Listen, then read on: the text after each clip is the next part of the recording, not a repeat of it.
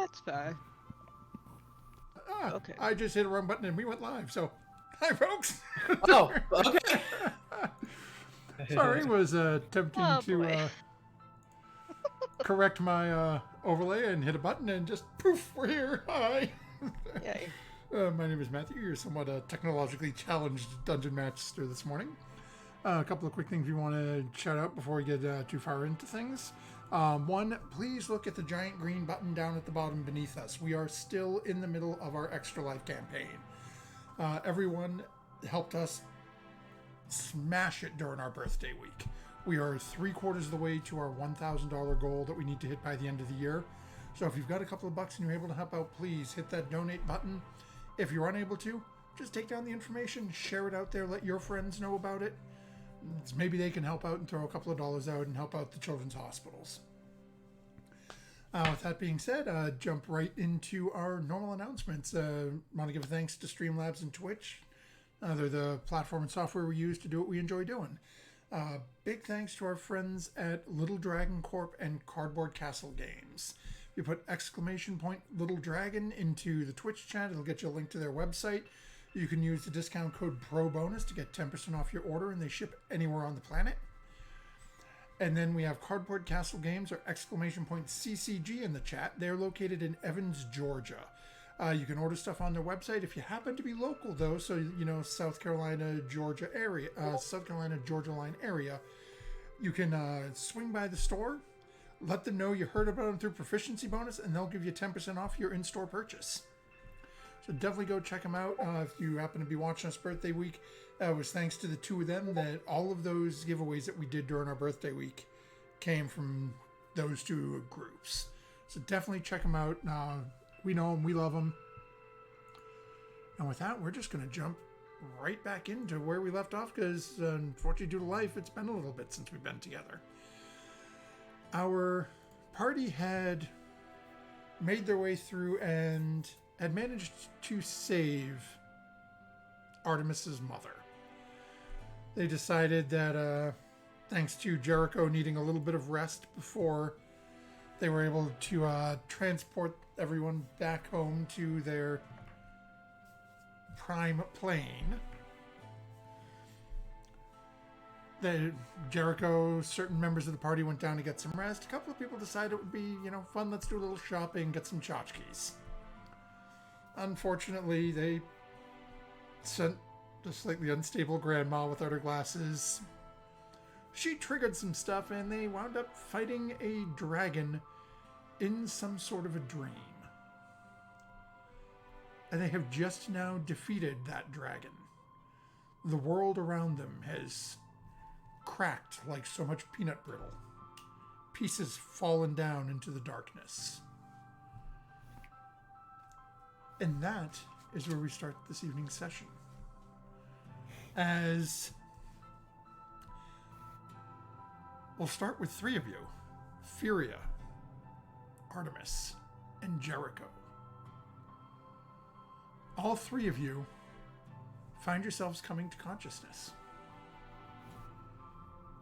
You are laying... Well, Jericho, you are sort of just slouched over in the same chair you were sitting in when you were having that conversation with Murdoch.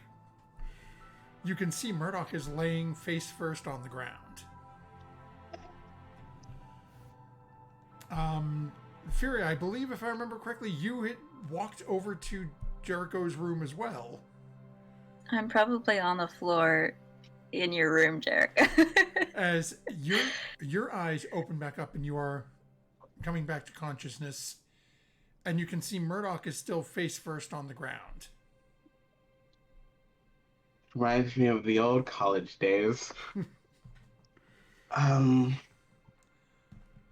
He'll probably he takes his staff and nudges her. You poke a couple times and you hear that sort of like that. This person seems to still be in a very deep sleep at the moment. Just order the subpoena. Oh God.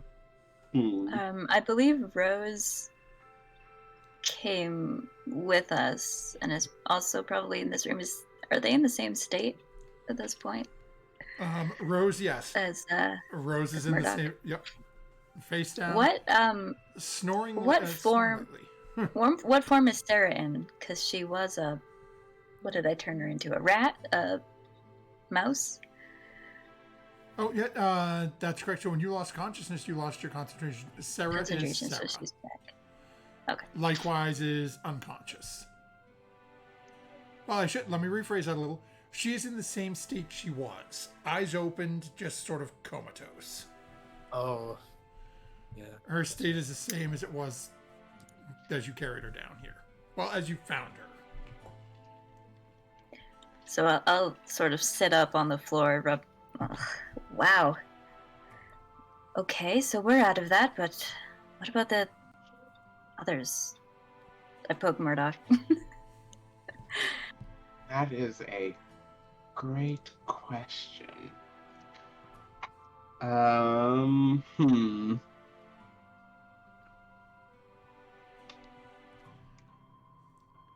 And then as you two are thinking, Artemis, you wake up and you are laying, your head is on your mother's lap. Oh. And your mother is just sort of, it looks like she just sort of passed out with you there. Your hand still sort of just nestled on the side of your head, sort of in your hair. She's just sort of very...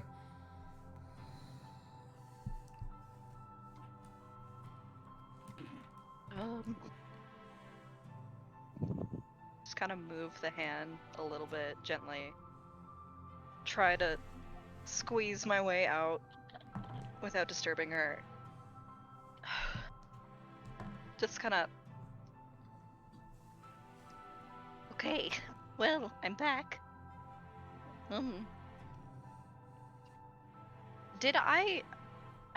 Was I aware of where everybody else was going? Or where everybody else is?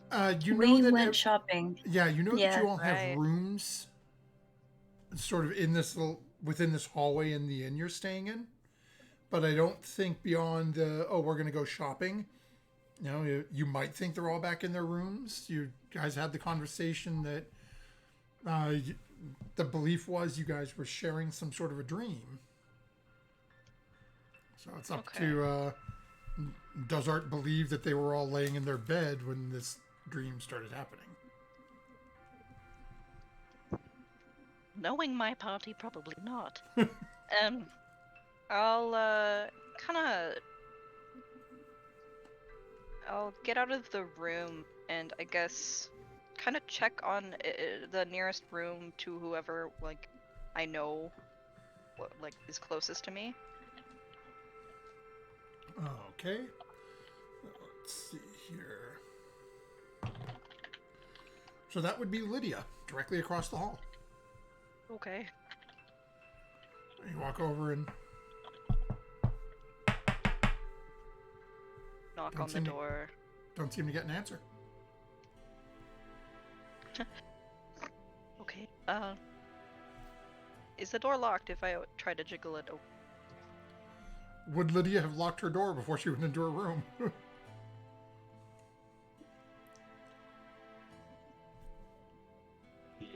No, she was drunk. Okay, so the door starts Nice. to open. Yeah. Okay, well, good, I guess, for once. To talk to her about that. I guess what do I see is she... You see a large sleeping furbolg. In the tub. I am currently in the bath. Okay! It's That's probably not good. You'd be more concerned if it would be physically possible. Like if you were in the tub and passed out, you'd just sort of slip under it and you drown. Yeah! Given her size, she's in the tub, she's got like one leg sticking out, arms sticking out. It sort of looks like me getting into a tub. It's just a little I don't know if I wanted to picture that either. Thank you, though. fat guy in a little coat. Oh, I missed it. Okay. Alright, thanks. I guess I would gently just like touch her face. And a little gentle slap. Oh, okay. She still seems to be completely out of it. Okay. Ugh, Go ahead and make a Wait, perception wait. check for me. sure. Hmm. 21. Okay, you do start to hear voices coming from a couple of doors down. You actually recognize Furia and Jericho's voice. Seems to be you are not the only one conscious right now. 3 doors down? Okay. Yeah, I will go and... Thanks. I'll, if I hear them, I'll, scurry out, close the door behind me, and, go and find them. Okay. Easy enough. A horrible song stuck in my head now. I'm sorry. I guess I'd knock on that door? Oh, come in. Oh, okay, good. Did you leave me on the floor? Yeah, he's not moving you. I'll, come on in. Murdoch and Rose are laying on the floor. And Sarah, Yeah. And Sarah, yeah. where I dropped her. Just like a Family Guy character when they fall down the stairs. It seems Will. our friends appear to be a little bit sleepier than the rest of us. Just as like a just as to check first of all, did we all were in that, or at least you and you? We fought Oh, that yes. big dragon thing, and there was a cart that was on fire, and I turned Murdoch into a monkey. Okay, Stronger together. I was hoping that was a dream, but I guess not. No, I don't Technically sleep. it was. Right. I don't sleep. It was a little bit something more than a dream. Of course it was. I'll stand up and I'll start arranging my companions more comfortably Yeah, on the I'll floor. step over one of them and help out with that. But Weekend at Muffins. He's just gonna try just to see if it works, because in science you try everything. But he's just gonna try to dispel magic on Murdoch to see if that does anything. He doesn't have that many spell slots left to dispel magic with. Oh, But- okay. yeah, He's I gonna would try to try see if it does anything. I would try a couple things after that, but we'll see if this works. Okay, so go ahead and make your roll. Okay. He's like, I need Murdoch. She doesn't. I'm just gonna go to hell again. 11, because I rolled a 6. Okay, so unfortunately, it does not seem to have any effect. Oh, my lawyer. You're out of order. Her dreams are I as boring. I as would she like is to alive. cast Healing Word on. Sorry, I would like to cast Healing Word on Sarah, Oh, okay. just as a start. I guess while some of us are here unconscious, Lydia's also, I guess, in the same state, but she's in her room in the tub. She's okay, obviously. She's not going to drown, but just so we're aware. So we're the only ones. 6 points of healing, if that matters, to Sarah. As you watch, she had, a very slight bruise from where she had fallen to the ground as everyone passed out, and that easily wipes out the maybe 1 point of damage that she had taken. And as you look at her, sort of give her the once over as the spell takes effect, she still is just staring out blankly at the moment.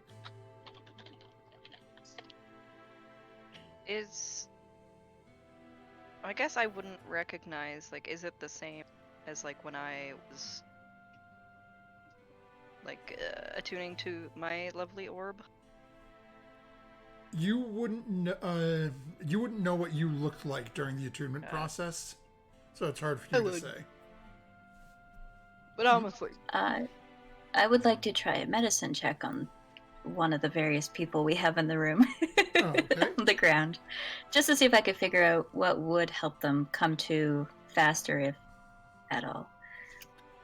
Okay, so who are you medicine checking? You Um, have Rose, Murdoch, and Sarah in the room with you. Well, I know Sarah might be a little bit different because it was her that touched it. So I'm going to try Murdoch since I have spent more time with Murdoch than Rose. Oh, okay. Let's go ahead and make your medicine check.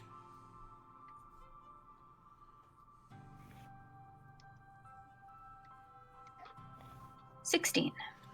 Okay, so as you're giving Murdoch this sort of once over check, going through your whole little workup here, you start checking the basics, hold your hand in front of her face. The breathing is nice, slow, measured, like you would expect from somebody in a deep state of sleep. Pulse is good, pulse is strong as you're checking it. You do notice, so as you're starting to really sort of get down into it, that Murdoch's eyes behind her eyelids are going crazy. Like the eyes are just sort of flipping back and forth, moving all around. It looks like Murdoch is still dreaming at the moment.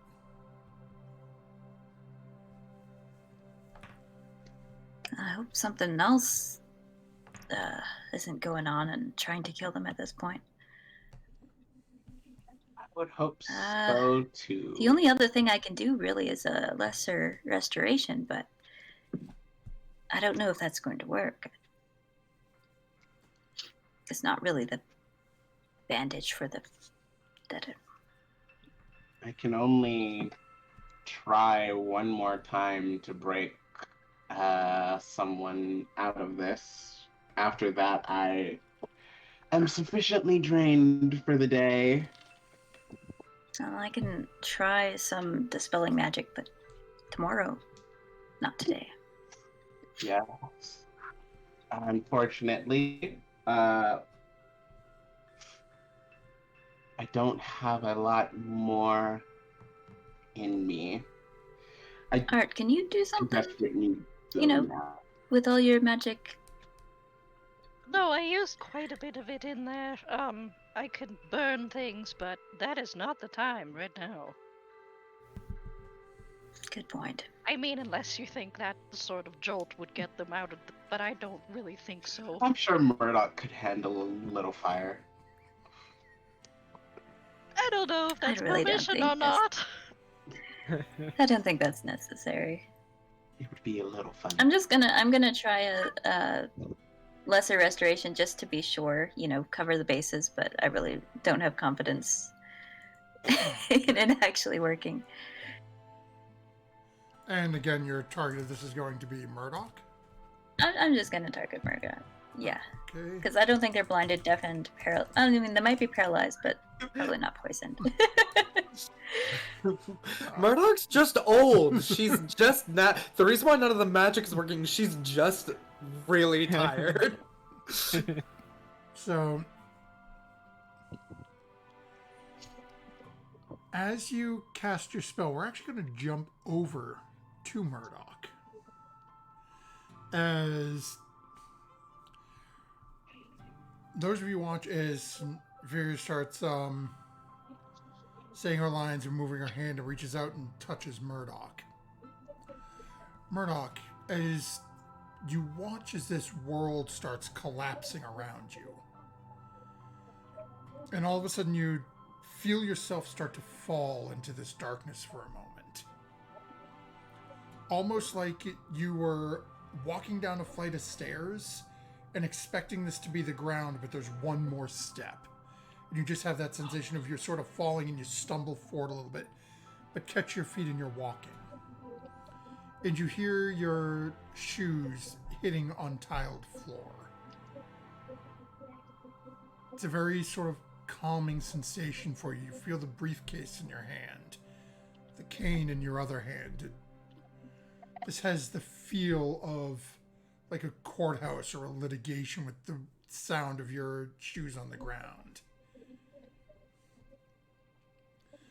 As you're proceeding down the hall, you notice the lighting is strange to you. On your right-hand side, there's a very sort of warm... It almost feels like being too close to a campfire, this sort of reddish-orange lighting coming from it. On your left side, you have a very... almost a cold light. This piercing silver light. Almost the light of a full moon, just this pure, bright silver. As you continue just walking down this pathway for a few moments, all of a sudden in the back of your mind, you can start to hear.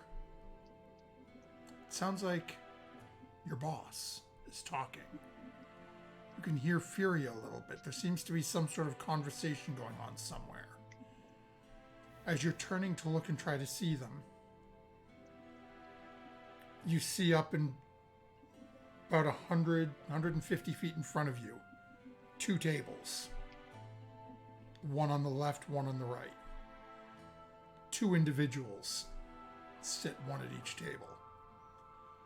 On your left side, a strange little old man. Long, flowing white beard, floppy gray hat. You've met him once. Sitting on a beach. Paladin. On the right-hand side, a friendly lawyer offered you a deal, which you declined, stating their contract was only good as a initial draft.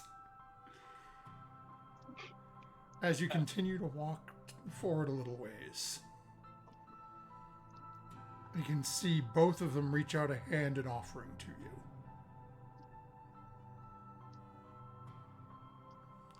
One to the left, one to the right. Both reaching slightly towards the middle, wondering whose hand you will take. As you continue slowly moving forward, the world seems to start to darken.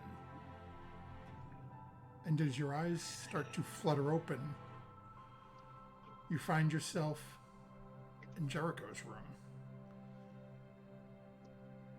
Sort of propped, sitting up now, with a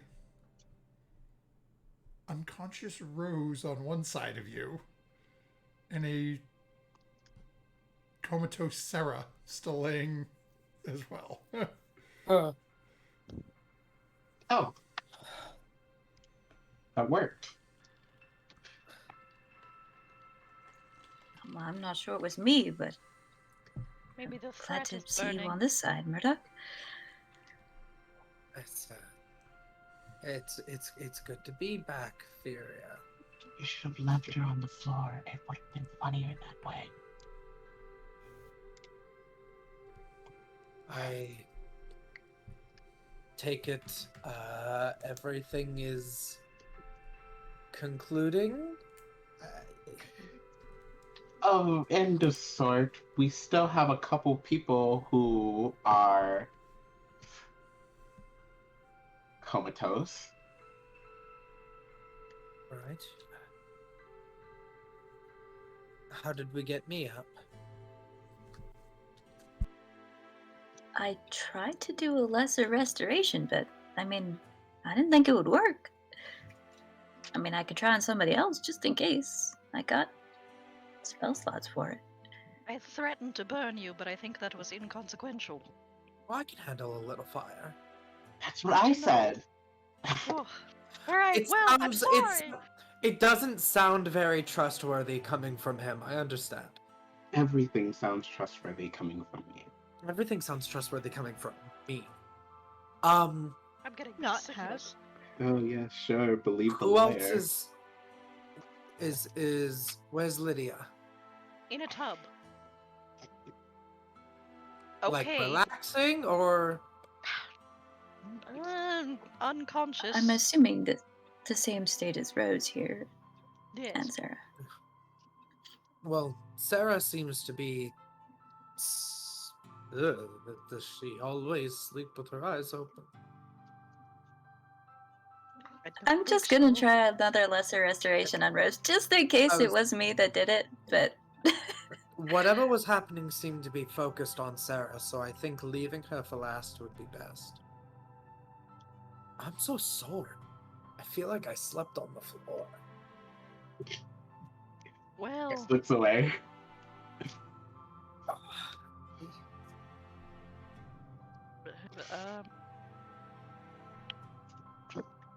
should we try shaking someone else awake?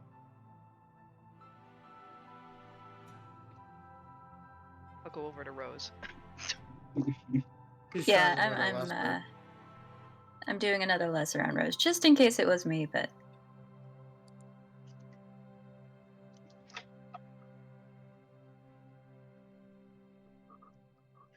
I think you're muted. You're muted, good sir. Had to happen at some point. We love you though. So as we will transition to Rose. Rose, you find yourself as much the same as Murdoch. Where as the world falls out, you have that sensation of just sort of stumbling and catching your feet. It's bright. The light hurts your eyes. It feels that you're walking out the southern entrance to your clan home in the Nether Mountain Range. You can see you're just preparing. It's starting to move forward with this new journey you've been sent on. And almost immediately you start to notice things around you. The first thing that jumps out is... Sorry, let me mute my phone here so it doesn't keep happening. The first thing you notice is a mere couple of 100 feet away. You can hear this very overpowering, forceful, like deep breathing coming from within this cavern. You would recognize this as Moruim's Cavern. It is home to a clan of blue dragons.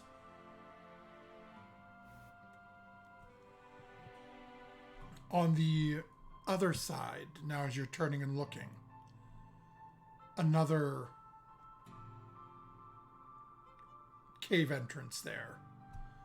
And you can see outside the cave entrance, pikes shoved into the ground with dozens upon dozens of lower jawbones adorning these pikes. You would recognize this as the entrance to the realm known as the Thousand Maws, home of the Thousand Fist Orc clan. As you're sort of watching this and coming out and moving, you can hear voices coming up from behind you. Other members of your tribe starting to pour towards the entrance. As you're looking, you can see many of them, sword, axe, spear, come charging out. As you can see the long, horned, serpentine neck of a large blue dragon starting to snake its way out of the cavern to your right. And you can hear the heavy footsteps of orcs starting to approach from the left. You can see as these two groups start to come out in front of you, and you can hear your clan coming up behind you. You see the two of them sort of lock eyes and nod, and both turn towards you.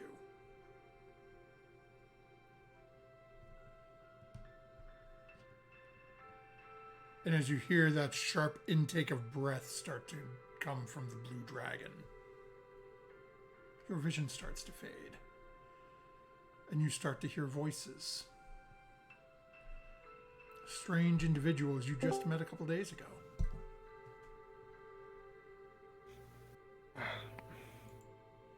Oh, we're awake or escaped or whatever that was. You were all there too, right? Yeah, it's good to see you here.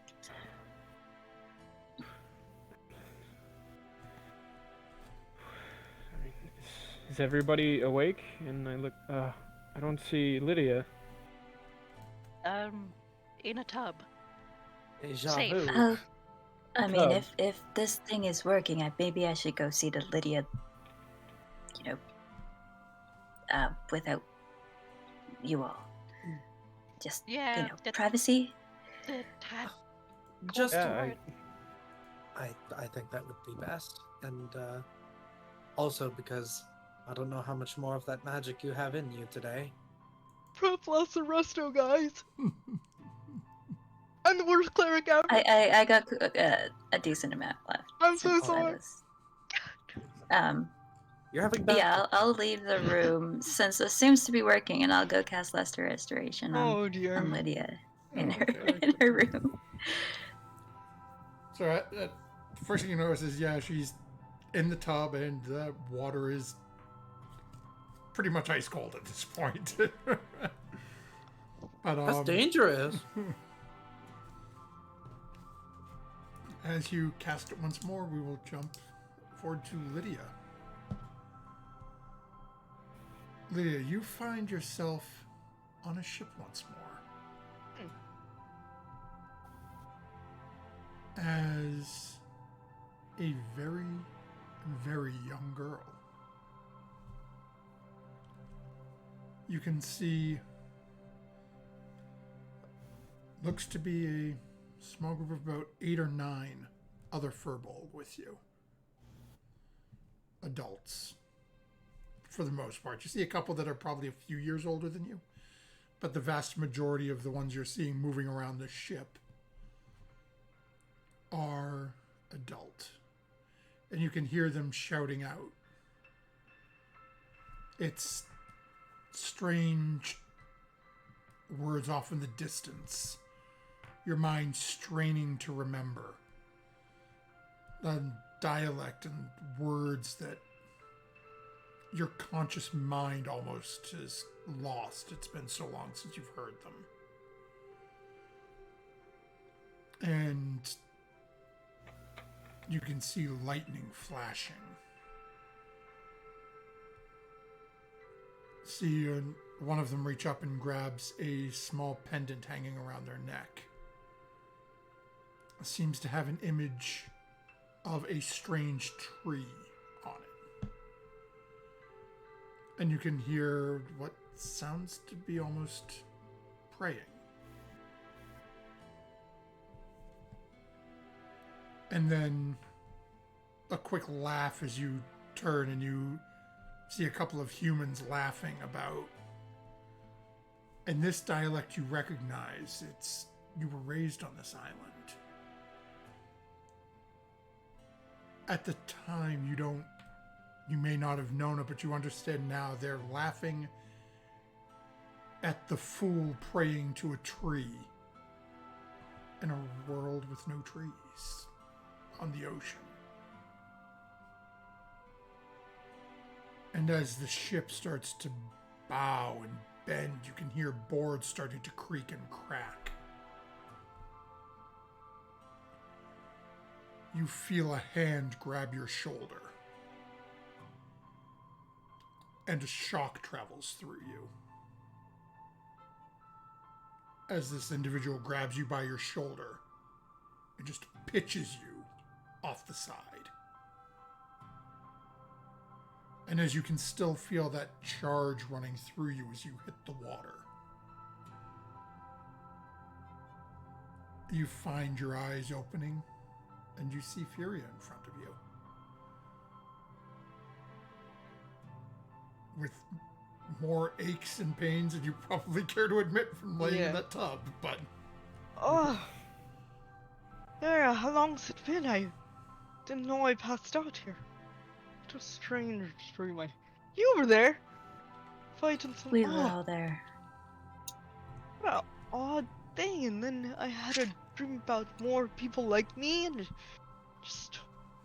How many did I drink? I'm not sure, but it wasn't. Everybody was in that thing together. The only one still out of it is Sarah.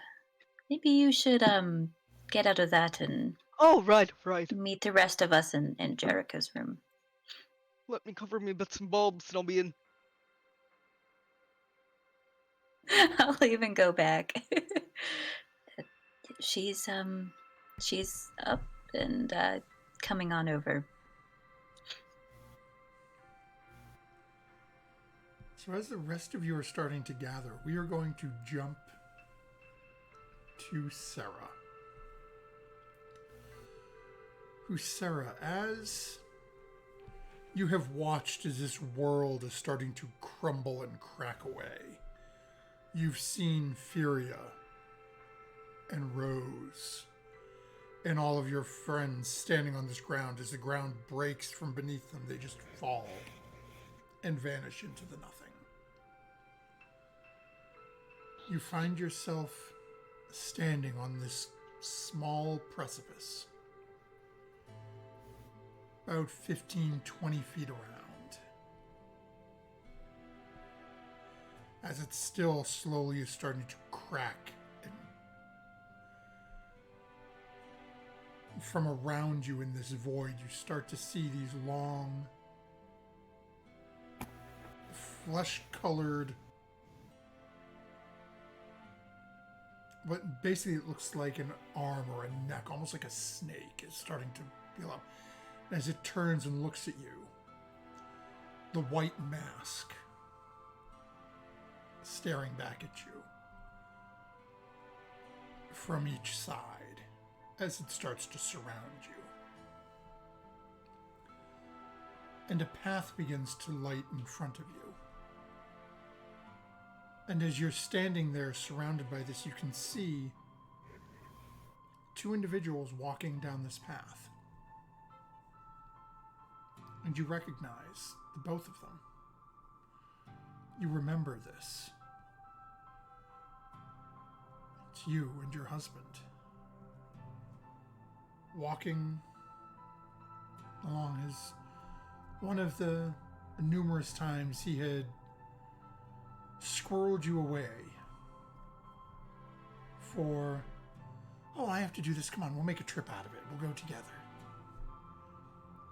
And as you're watching as he's got one arm around you and you two are walking together, your head slightly leaning on his shoulder, and he is pointing out things with the hand that's on your shoulder, like taps you, points over as you're looking to the right.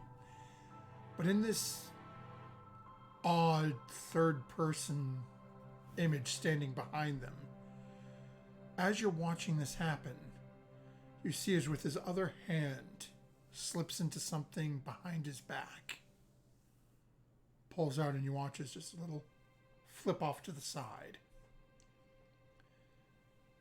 And you watch this almost as if a spotlight is following this item, as you see a small dart hits a young woman in the back of the neck. And as he is still pointing out something and you're looking and snuggling up against him off to the right, The current you in the back watches as this woman is stumbling, reaches up, touches the back of her neck, looks at her hand, and just collapses face first on the ground. And then he points up ahead something a little further and just continues along this walk with you.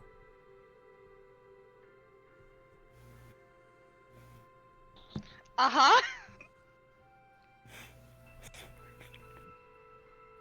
And as you're watching this, these strange white masks are all just staring at you as you're watching this.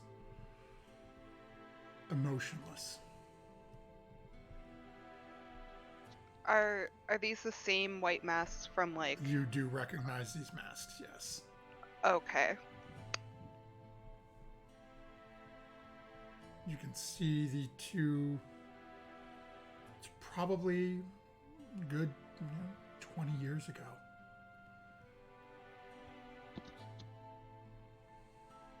May even be longer. I'd say you were a much younger halfling at this point.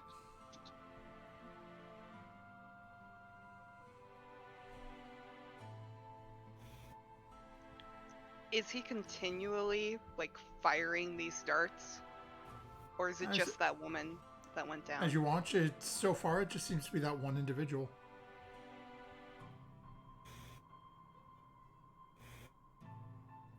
And as you continue to wait, you watch as that path starts to get closed off in front of you. And another one illuminates. And now it is just you at your home. And you hear a rapid, on the door.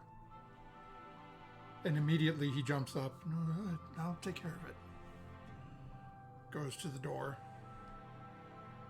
Can hear a very quick, hushed conversation.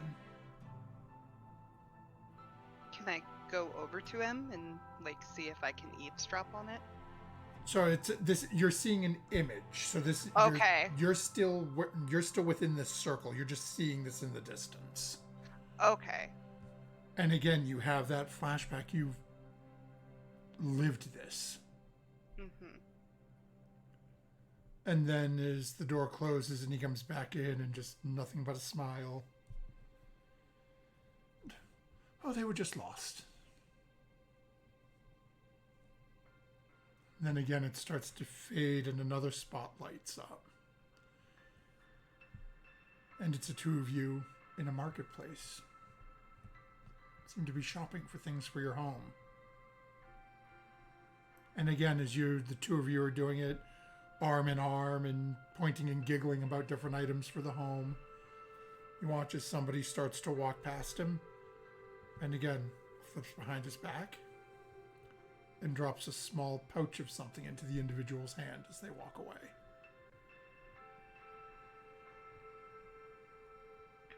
And just continues on his business.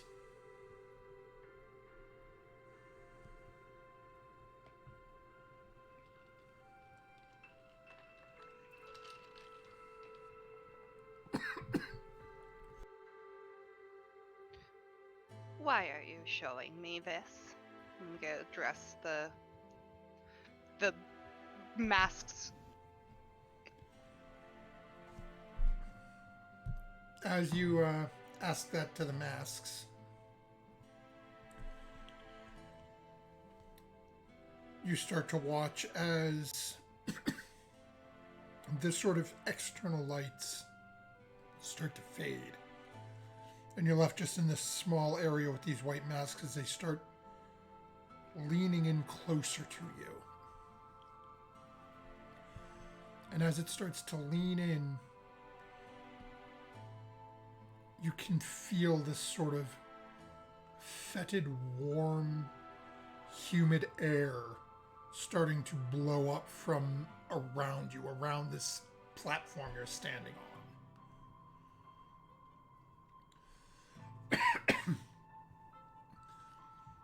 And you start to hear this almost growling noise coming from beneath you. As you start to see what looks to be deep purplish ridges starting to erupt around the platform that you're standing on.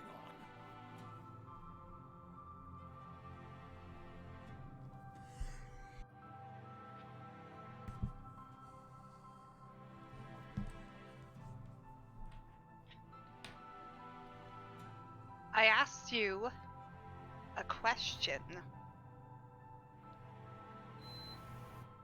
You watch as three of the long white masked things reach down to the ground in front of you and just trace three curved lines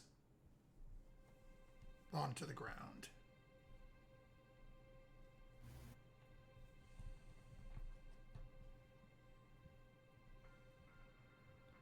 That as you are looking, you can start to see those ridges are continuing to grow, and you're starting to see teeth within them.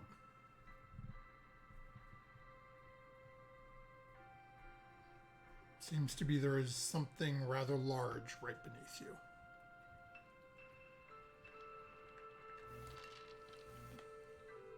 Do I have any of my weapons still? It seems to be. I would like to fire a bolt at the teeth. Oh, okay. I asked a question! As you fire this bolt, go ahead and make an attack roll for me. Okay. Where'd all my d20s go, Cass? Where'd all my d20s go? 18. Okay. Oh, plus 3. Oh, yeah, that'll... Yeah.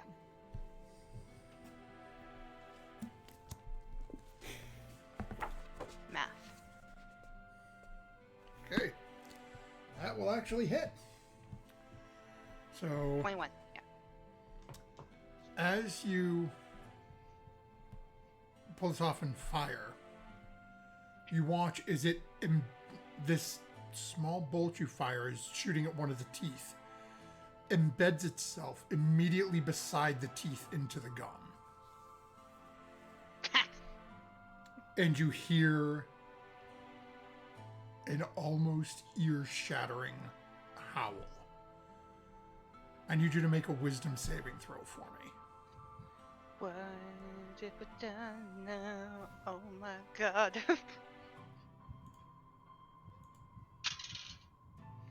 Oh my god! 5. Okay. And with that, as you hear this noise, your eyes go black.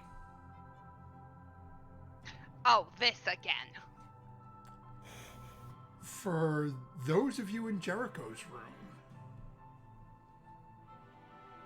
as you've sort of come back in at this point and let everyone know that you will be joining shortly, as you're sort of all walking in, all of a sudden you notice Sarah looks different. She's got blood running down her nose now. Sarah, are you all right? She doesn't seem to be conscious yet. She's just started bleeding. Well, do you think I should do another one of those restorations? Yeah, Help you all? it looks like we have to try something. Yeah, before it gets any worse, I'll take my kerchief and I'll kind of I'll pinch her nose, or not pinch it. Don't do that to people who are sleeping. I'll blot it and be like, yes. I'll do a lesser restoration at 3rd level because I don't have any 2nd level slots left. Oh, okay.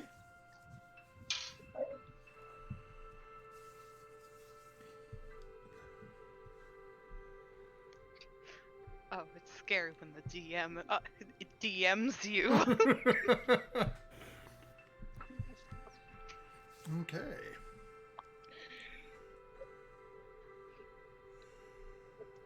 Just give me a second here. I just gotta send something over. Oh dear. I cast Phantasmal Force on the DM. That a big old muzzle. His fingers get little tiny handcuffs.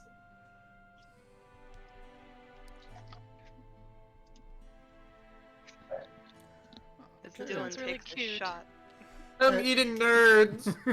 Leave me alone. As you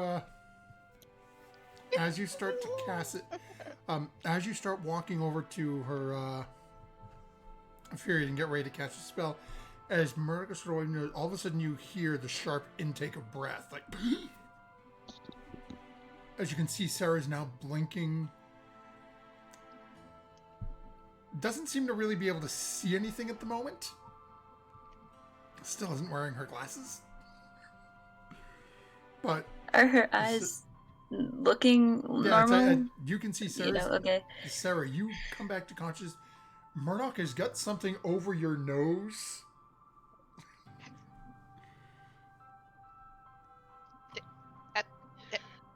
You were bleeding, dear. You were bleeding. It's just my kerchief.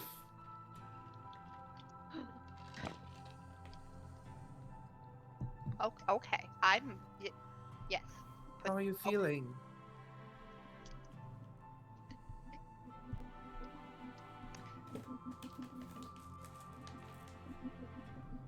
I don't know.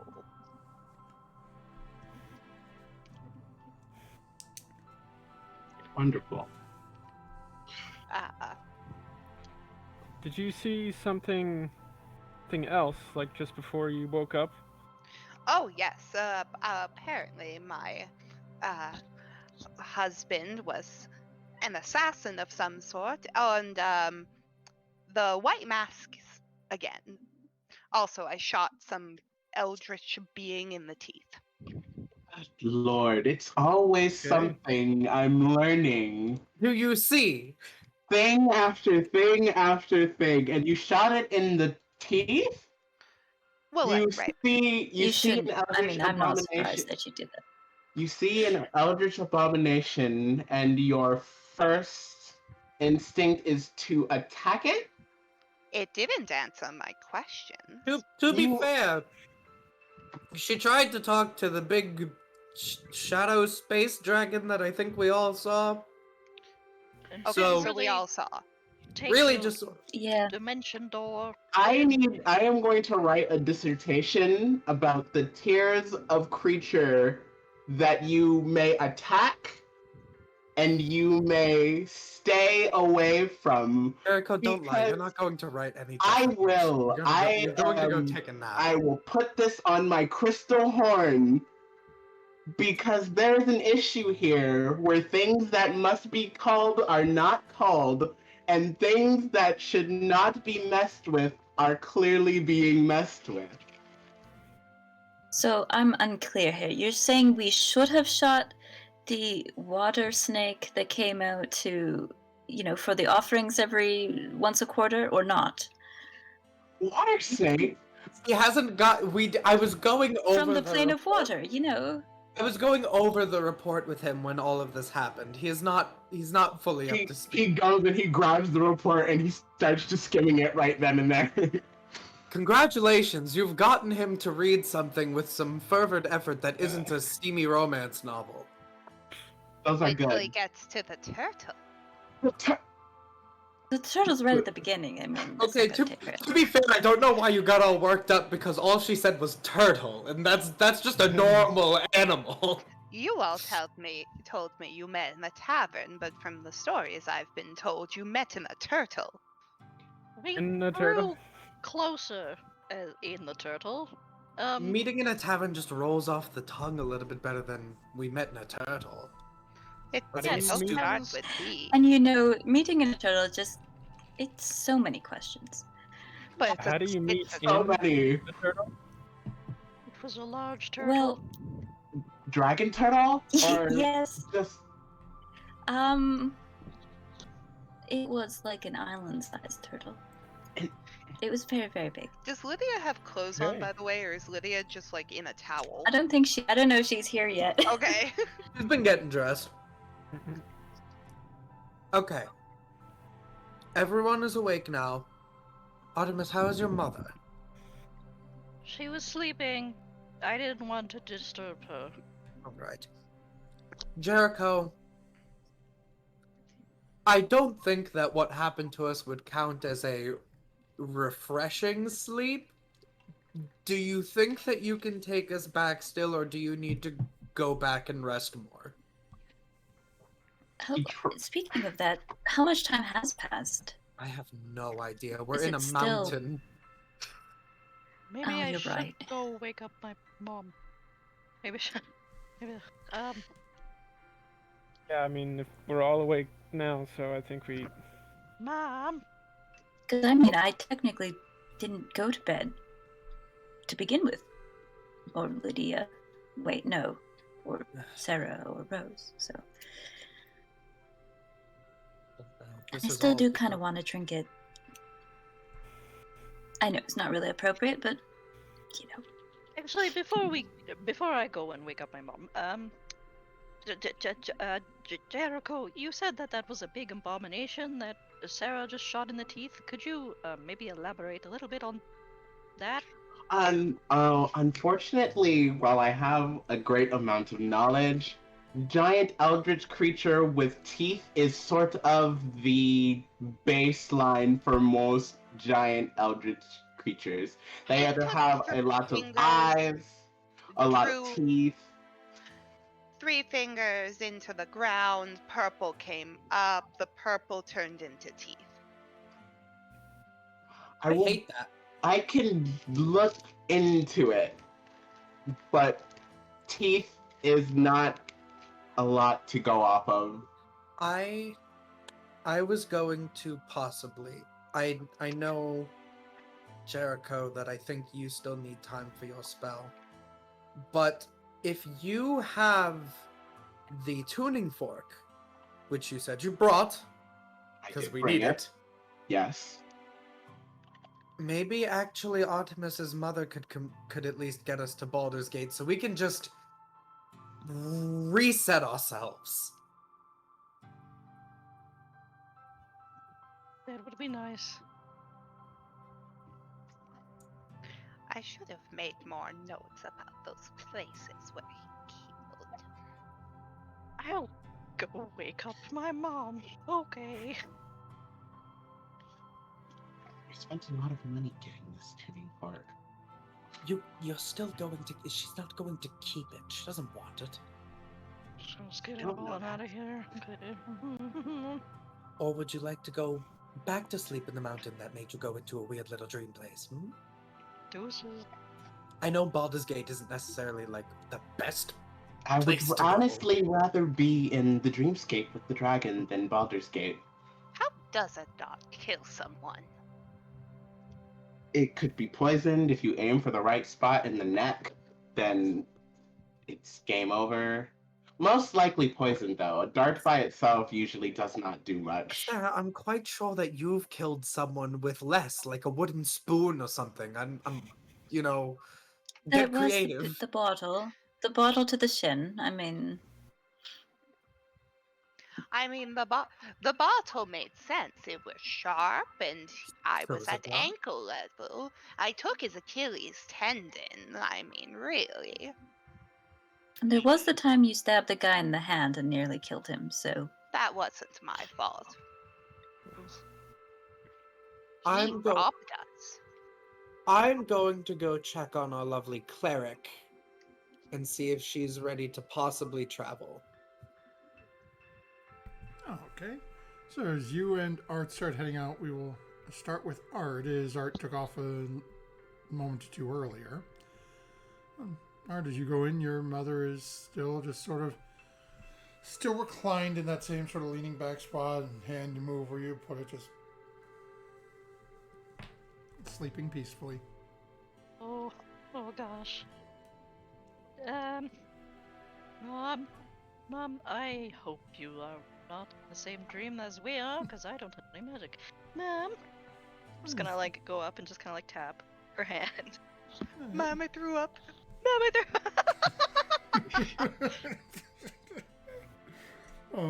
threw. Takes her a couple of seconds, but it seems to come pretty much right out. Yes, what is it, honey? What? Well, how long was I asleep for? I was kind of hoping that you would tell that about my predicament. When did?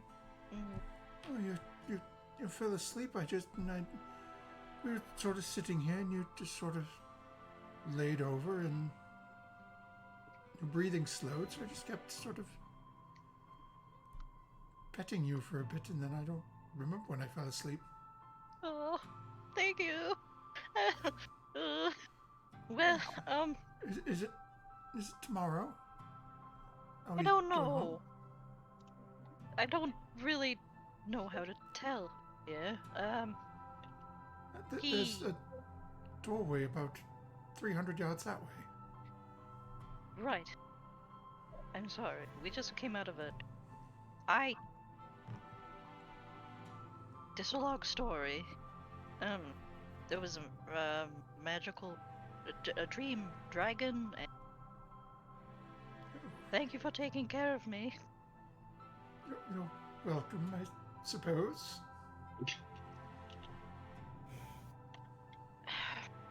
We're hoping if you could help us get to Baldur's Gate.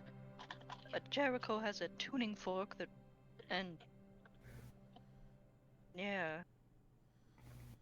And you see, she just sort of looks down. I'm sorry, my dear. I don't have any of my spell books or any of my components. I mean, if we could find someone with a scroll of it, I'd be happy to cast it, but I think that would. There aren't many in the way of arcane users within the Mount. Most of them tend to reside closer to the towers. Right.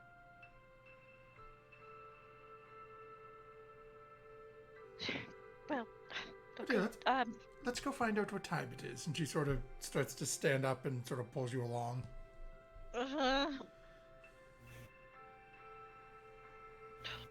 Good. Eventually, I'll go along with. It doesn't take you too long at all to get to that sort of entranceway and down the long hallway. And as you're looking at, the sun is just starting to set. It looks like your best guess, as based on your discussion with your mother and her not being certain, your best guess is you probably weren't asleep all that long. This is probably still the same day. You probably didn't even get probably wasn't even long enough for a long rest. Of course it wasn't. Not that it would have been very restful even if it was, but... No! Alright then. Well, at least I suppose we're not...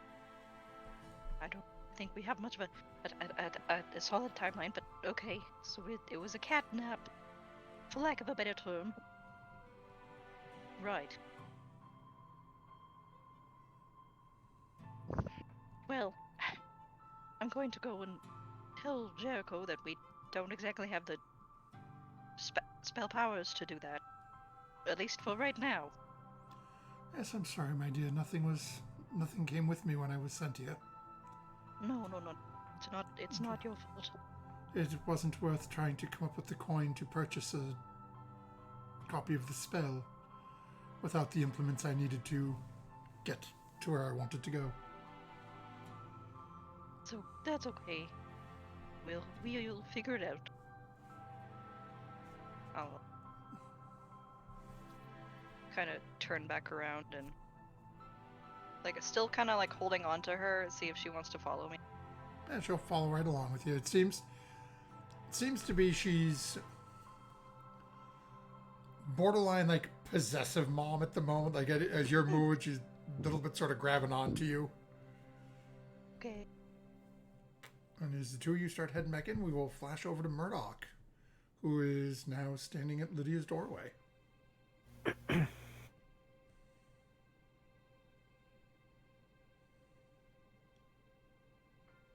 apparently just standing there. I was sorry, I was knocking on my desk, but I was muted, so it looked like I was just sitting here.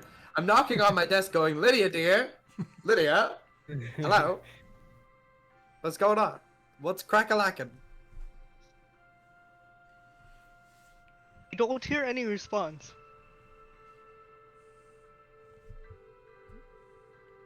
I pack a message spell. I don't pack spells. Lydia, dear? Everything okay?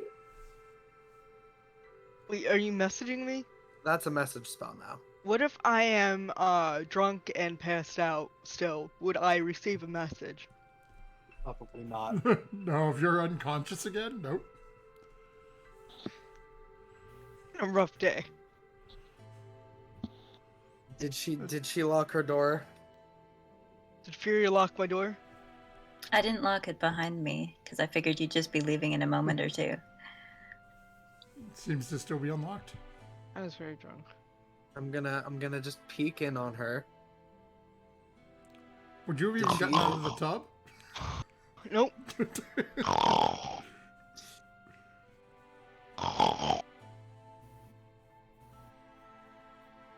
Theria said that you had woken her up though, right? So this I did. I said she was all right and was getting dressed and just coming to see us. But She got dressed into her pajamas and went back to sleep.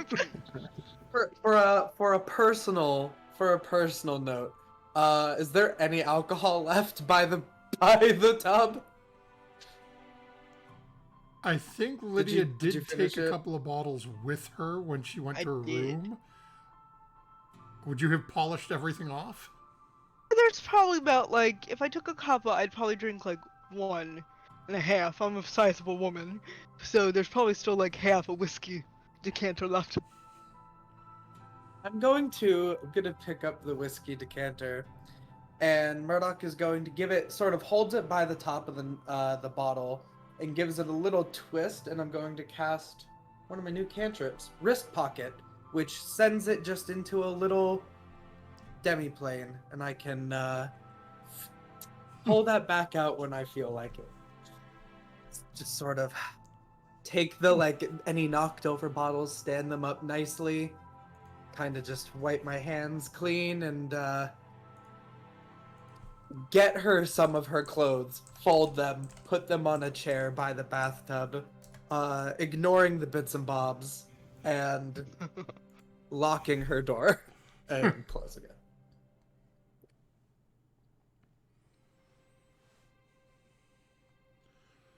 So eventually you find your way back. As you're sort of coming out, you run into Artemis and Lillian.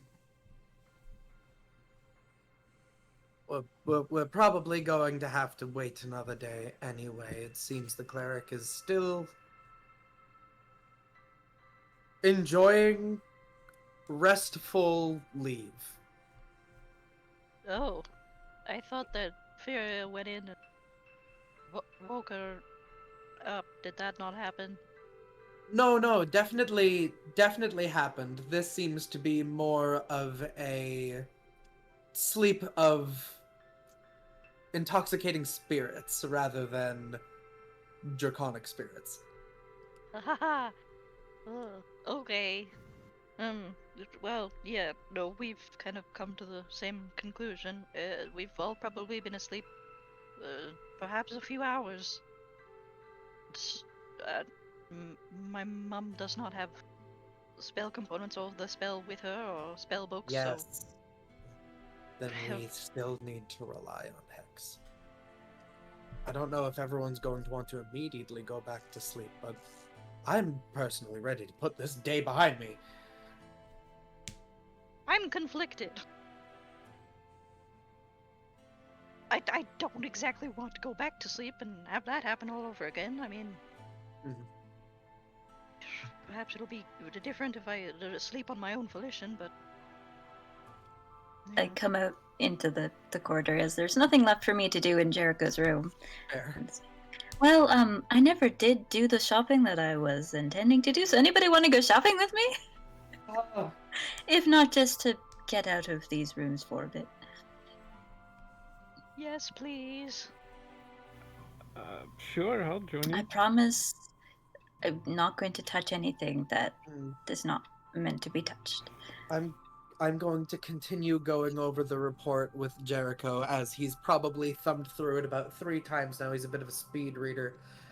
You go on, and I'll just get some rest later.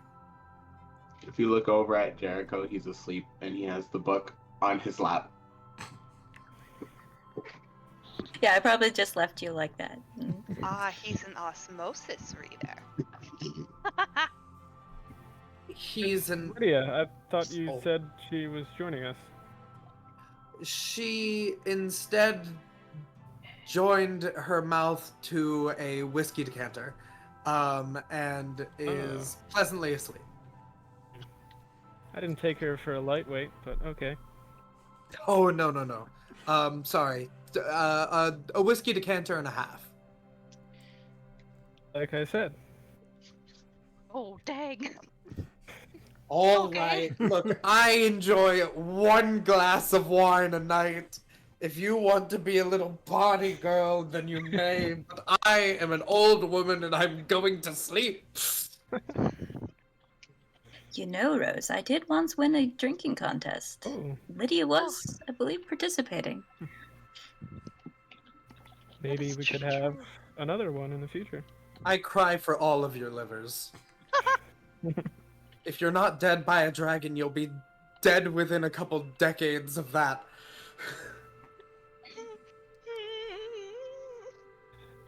But right now, I really need to go.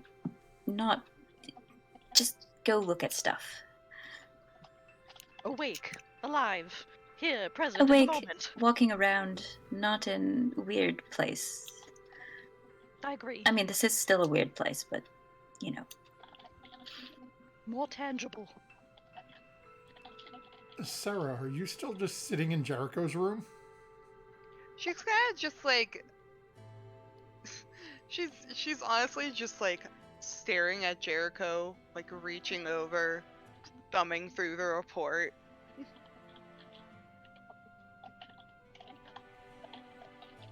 Huh? So, you're thumbing through the report? Yeah, I've taken it off of his lap and just like have started. Roll a d10. Actually, a D1. make it a d6. 6? Okay. Yep. 2. Oh, okay.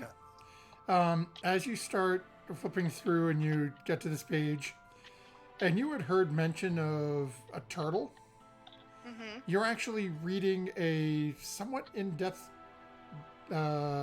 telling of how the group was swallowed by a Zaratan and fought their way out of its butthole.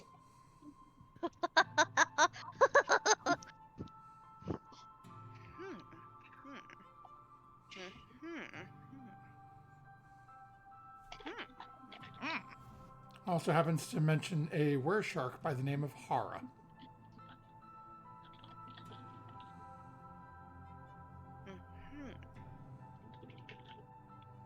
Yeah, she's just into the report right now. Okay. So it seems like some people are getting ready to go to bed. Others are going to be heading out to wander around for a while. That is probably going to be the best spot for us to take our break this evening. So we'll be back in just a few moments, folks. We're going to stretch our legs, facilities and drinks and all that whatnot. So don't go anywhere. We'll be back in a few moments to see how much trouble our party's going to get into this time. Actually, probably not as much, because they're leaving the crazy one reading a report. So, we'll be back soon, folks. BRB.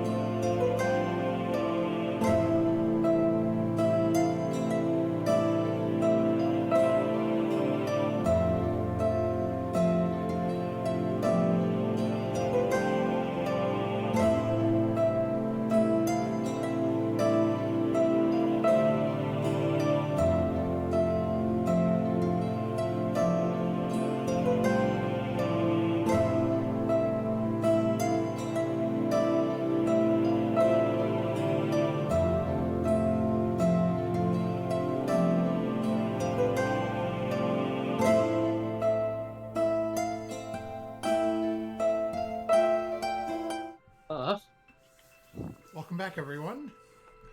So our party has managed to get themselves awake, just in time to go back to bed for most of them.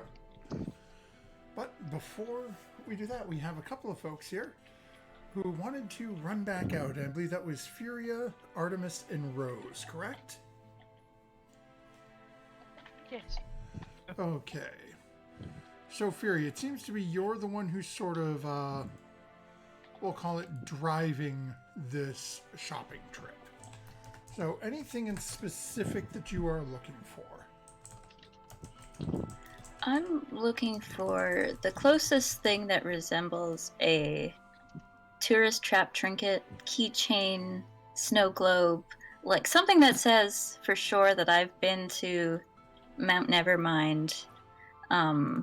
Like something that's one of these guys sells. Okay, let's see here. Go ahead and make a investigation check for me.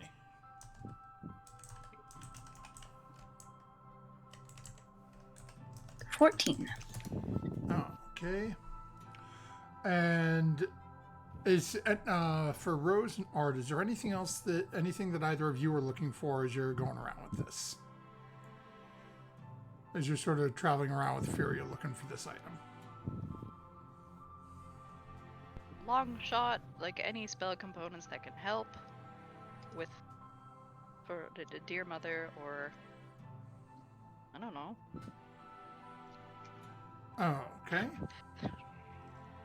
And nothing in particular. Just wanted to go along for the walk.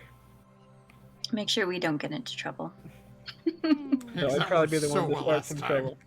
I'd probably start the trouble, so. Okay. So, as you're walking around, Art, I'll start with you because yours is a little easier. You don't find much in the way of spell components here. You find a lot of sort of very run-of-the-mill stuff. Basically, if there's any components you would need for a level 1 or level 2 spell, What? Okay. you'd be able to pick that up here. Most of the higher tier stuff is stuff you'd have to go to a specialty location that is affiliated with the Conclave. Man. Wait, did my mom come along? I don't know, did she? She's more than one. She'd probably try to, unless you specifically said you wanted some time on your own. No, I want to keep an eye on her. Then she's right beside you. Okay. Probably almost uncomfortably beside you. Wow, yeah, you were right. There's not exactly any higher level magic components here. No, dear, everything is... The Conclave keeps a rather strict control on it. I mean, it is per the God's requirements, so...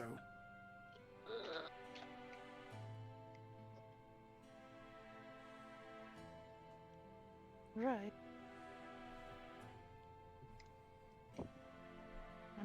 I understand why this is boring. To me, at least. We still have what we need to get out of here, right? Like, Jericho can still get us out of here? Yeah, he just needs to sleep on it. Get his strength back, sorta, kinda.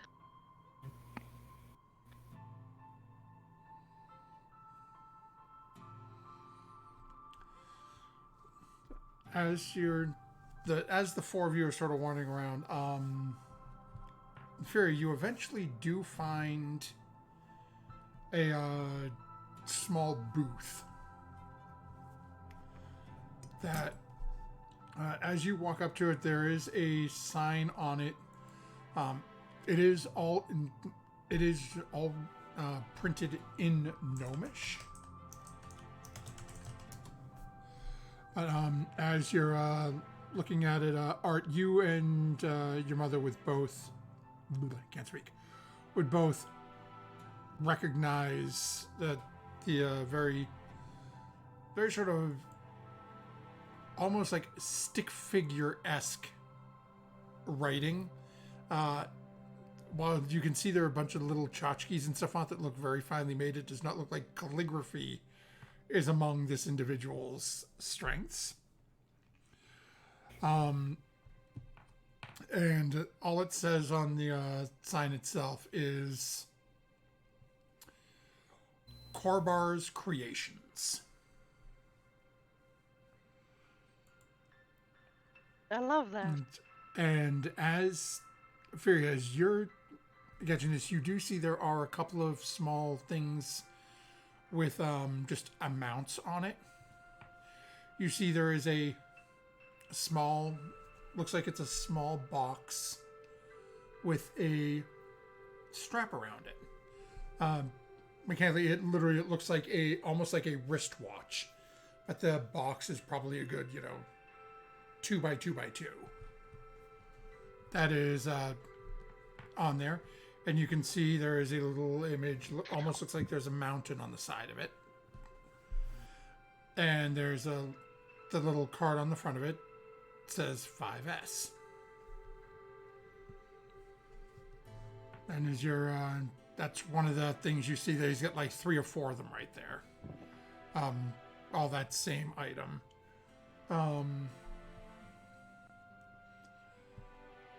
Looks over, there's one that's marked for 300S. That looks to be a crossbow, hand crossbow that is specifically designed to fire vials of liquid.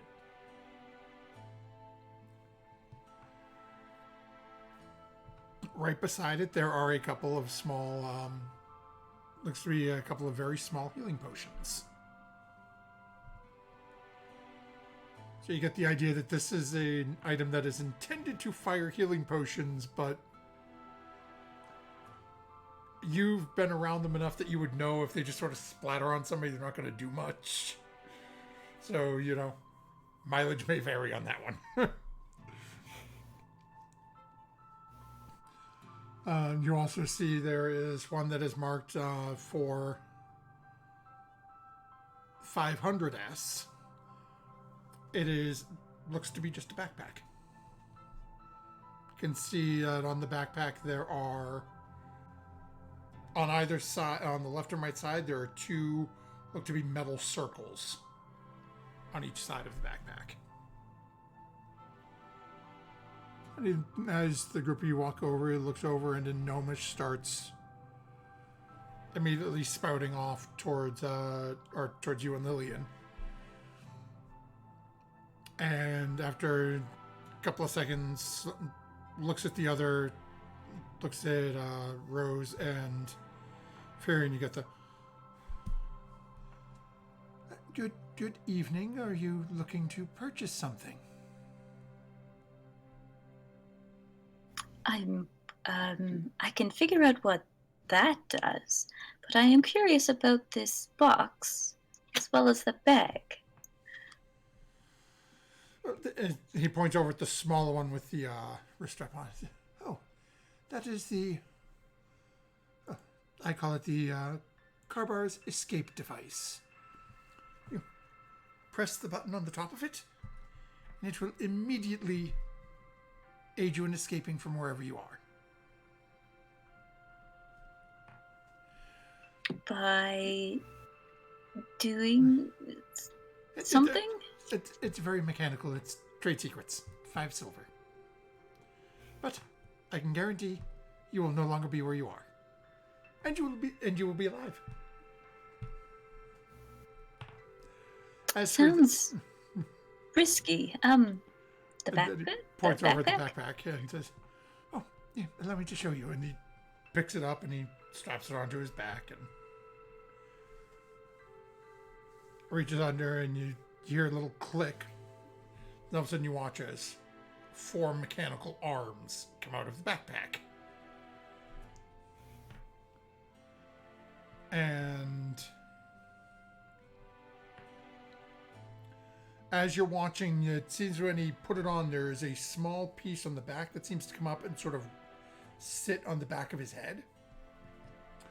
And you watch as his eyes sort of flutter a little bit as he turns it on and it starts. Then he just sort of, and then goes, and then you watch as the hands start picking up. One reaches over, picks up one of the little escape devices, brings it over, puts it on his wrist, make sure it fits. Another arm comes over, takes it off, sets it down. Very helpful for things around the house. And he reaches over and you hear a click and you watch as the little thing on the back of his head sort of retreats back into the bag and he takes it off, sets it down. You're a monk. That's awesome. Well, that's very impressive. You know, I think I will buy one of those, small boxes. He takes it over to you and hands over. That'll be 5 silver. I'll give him 10 gold, if I remember the conversion right. Yep. So he takes it, checks it over, puts it in. Thank you very much. What about the rest of you? Anything else? Sort of looks over at Art, Lillian, and Rose.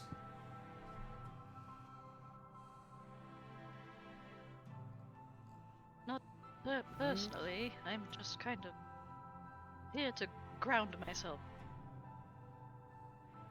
If that makes sense. So I think I'm okay as well. Are you sure this? We have this, and he holds up what looks to be a small sippy cup. Cup of infinite water. Wonderful little trinket. It's a wise gnomish wizard from the Conclave created a portal in the bottom of it to the plane of water. Never runs out. All the water you could drink.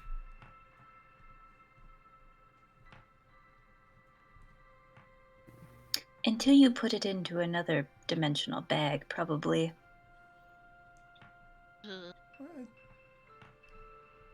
Does it work with ale? Oh, do you know? Is there an elemental plane of ale? We'd make much more money on that.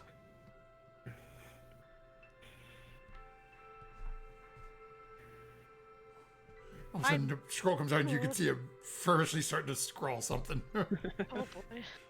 If there isn't, there ought to be. Perhaps if you just snuck a portal into a distillery or somewhere where a winemaker would not notice immediately. Not to give you any ideas, just saying. No, that might work actually. You can almost hear the wheels turning on this individual. But no, thank you. I'm good. Looks over at you, Rose. No, I think I'm okay too. Okay. And gives a little nod to the group of you. Have a wonderful day, and don't please come back to Korbar's creations whenever you have more coin to spend.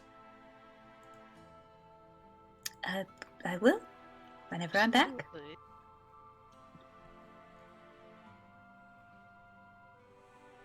I'll shuffle the shop. Yeah, they'll probably stroll around and slowly make way back down.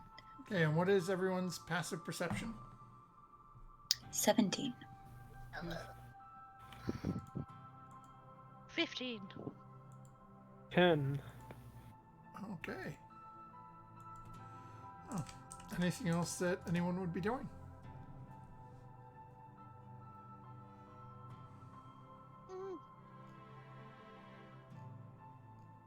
Not Okay, so- particularly. And eventually you make your way back down to the inn. No one's got anything else. We can just fast forward to the next morning as everyone sort of gathers together, starts heading to their room. You have Jericho asleep in their chair. Murdoch went to her room. Lydia's passed out in a drunken stupor. Sarah, would you still just be flipping through the report? Are you planning on staying in Jericho's room, or? She'd probably just like read the report until she got tired and kind of went back to her room. Okay. Would you put the report back on Jericho's lap, or would you take it with you? Nah, I'm gonna read it until I fall asleep.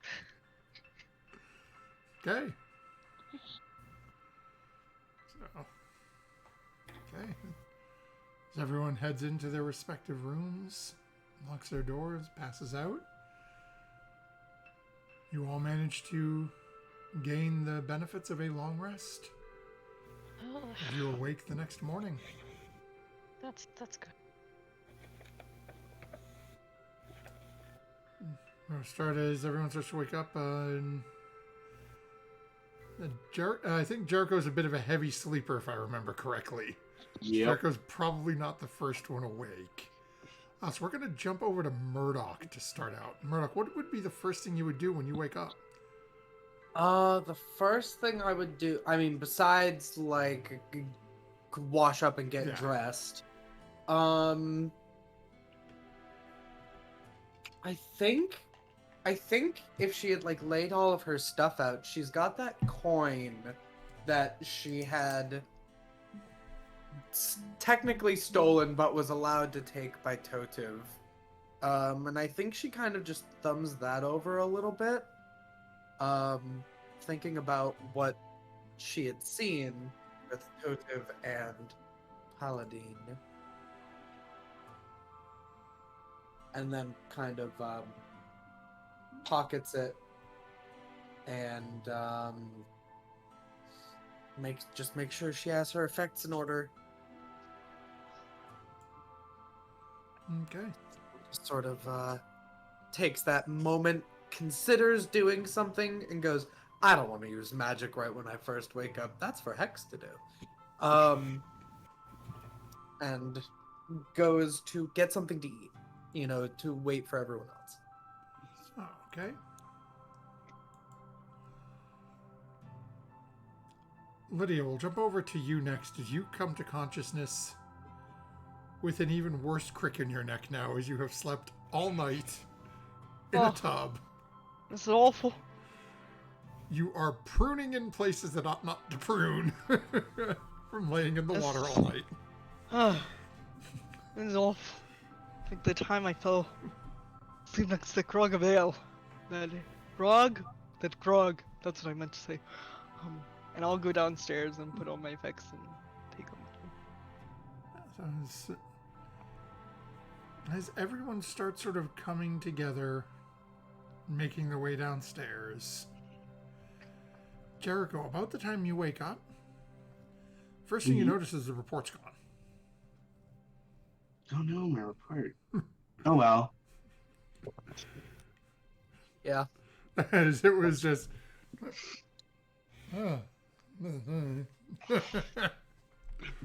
Checks to make sure nothing else is missing, nothing that he actually cares about. Like, oh no, the report's gone. Murdoch will give me another one.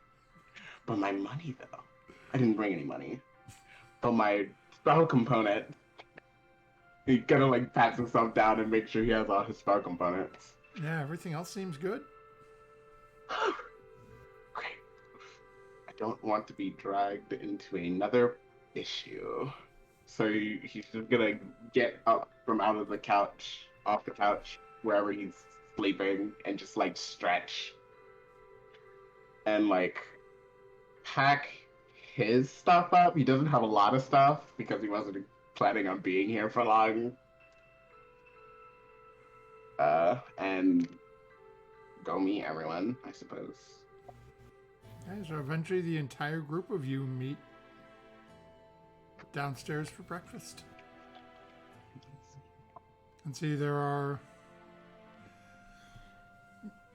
mostly you're getting a lot of like mushrooms and things of that nature. There are some small amounts of some fresh fruits and vegetables, as well as some fish from the closest city. And again, the meals are served. There's tea, coffee, water. As you're getting everything ready for everyone, and the day is yours.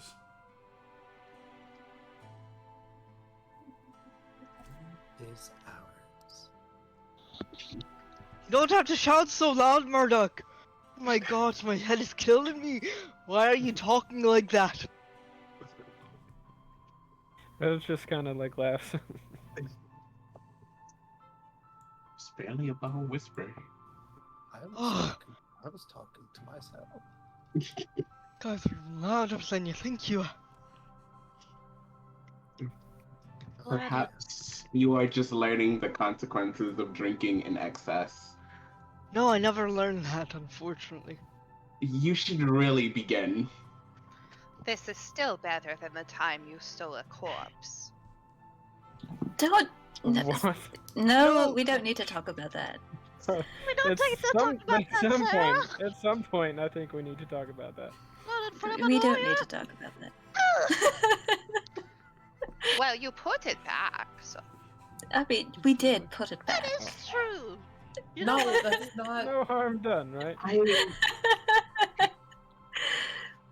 in the grand Well, scheme are of we? things. Is today the day we can travel back? And Yes, I'm get out of ready here before to. art is discovered. I am Yes, ready please. to return you all home whenever you're ready. Unless you want to touch any other cursed artifacts and bring us somewhere else. Please no. Ha! Haha. Uh, Mom, are you wanted by anyone in Baldur's Gate? Just before we go. She sort of reaches up and pushes her hair behind her. Honey, I don't think I've ever been to Baldur's Gate. Okay. It's not that I can remember. Just checking. I didn't exactly know you were from here until recently, so I don't know. It's I just want to not- make sure.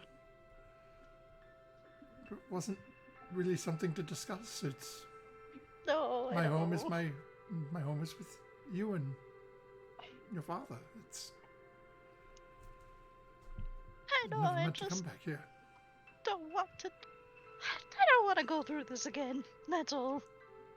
Are you all sure you want to go to Baldur's Gate of all places? Yes. We've spent quite the time trying our best to get there. that should be good. Somewhere new. It sounds exciting to me. I'm glad you're excited. You will quickly be let down. save your Unfortunate. judgments for Hey. another day. I love that. We're not asking you to stay, just asking you for transportation. I am very aware. However, once I go there, I unfortunately will have to take another rest before I can go back to my house. How unfortunate. I suppose you'll just have to stay in Baldur's Gate for a time. I suppose You could I read shall. over this, and I slide him the report where it has now been underlined and dog-eared Oh, in pages. you found it. I took it. Wonderful. It has You been were returned to me. I am joyful. Yes, It's I one am of so happy right now. But yes, I'm ready to take you all home whenever you're ready. Are we ready? Yeah, I have all my things. I think I'm ready when you are. Let me do Think so. a really quick head count of the people. I chug my tea. Okay. Okay. And he basically will like corral everyone together. They don't need to be that close, but they need to be like, you know, in range. And he basically goes, next stop, Baldur's Gate on the material plane. And you feel like the feeling of basically just like dropping and then it's when he teleports people, it's very unpleasant. Sorry, Lydia. So, so yeah, first you hear this really loud snap and then crack, just like right in your ear. And then there's the feeling of being everywhere and nowhere at the same time. And when you pop back in, if everything goes right, you should be a little ways outside of Baldur's Gate as he casts Plane Shift, using the tuning fork. Okay. Art is holding on to Lillian as this happens. We all land in Baldur's Gate and you're just holding your mother's severed hand. All right. God. Do me a favor, Jericho, and roll me a d10. Okay. If that happens, I'm going to come out of the bedroom and come and just 4. kiss you Okay. with tears in my eyes. Okay. So, as you guess this in, Murdoch, you being residing down here, would recognize where you appear. That's good. Second here. Okay. So you are outside the southeastern wall, or outer city portion of Baldur's Gate, in an area called Tumbledown.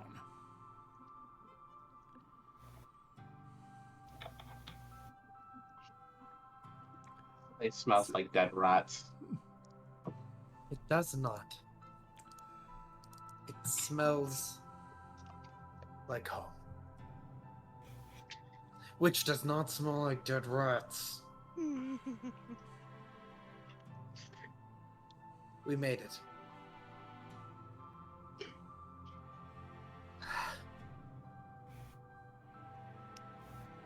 I've never been happy to see these walls. Like, It is nice to be back in our, my own, I'm assuming my own plane. Plane I grew up in all my life. Even though I've never been here before. Yes. As you're all sort of landed there, and again, Murdoch, you're familiar where you are, but for those of you who haven't been to Baldur's Gate before, you are currently standing on the sort of southern point of this really rather sort of dreary, almost run-down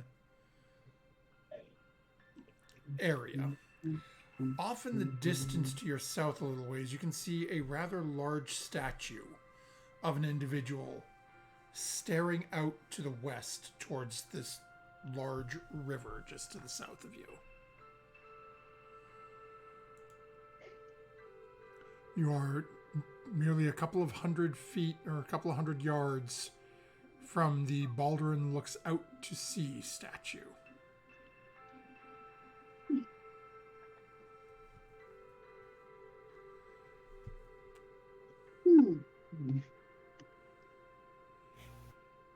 And again, Murdoch being a resident here, you would know the only other thing that's really notable in this area, other than the fact that, you know, most of the people here are in this area are dead. It's considered to be haunted by a family. You would know that the Czar family crypts are really the only other thing of note in this area. the what family crypts? Czar, Szarr. All right. Well, it's not the best part of Baldur's Gate, but it is Baldur's Gate. I would par with the rest of it. That Would that you- statue's pretty impressive. Baldur's Gate is I've never lied. It's not a perfect city. No city is. But it is my home, and I would appreciate at least a modicum of respect for the good people that do live here. feel like you're talking to more just one person than the rest of us. Sorry, yes, that is mostly directed. That is 100% directed towards one person. It seems like he can't stop laughing either. Well, since he doesn't have any coin to be able to get past the Flaming Fist, perhaps he'd like to stay out here. And he can sleep with the dead. And he can finish his spell tomorrow. Dead. As if This I area is supposedly haunted. as if I Ooh. need coin to get past the Flaming Fist. What's the flaming fist? The bunch Flaming of Is it Fist. literal or figurative, first of all? It is figurative. They are a mercenary company. They act as essentially the city guard for the non-nobility, or Oh. the middle and lower class. They are not good characters, but I've learned how to deal with them over the years. They just don't like me because I get people out of having to pay stupid fines most often than not.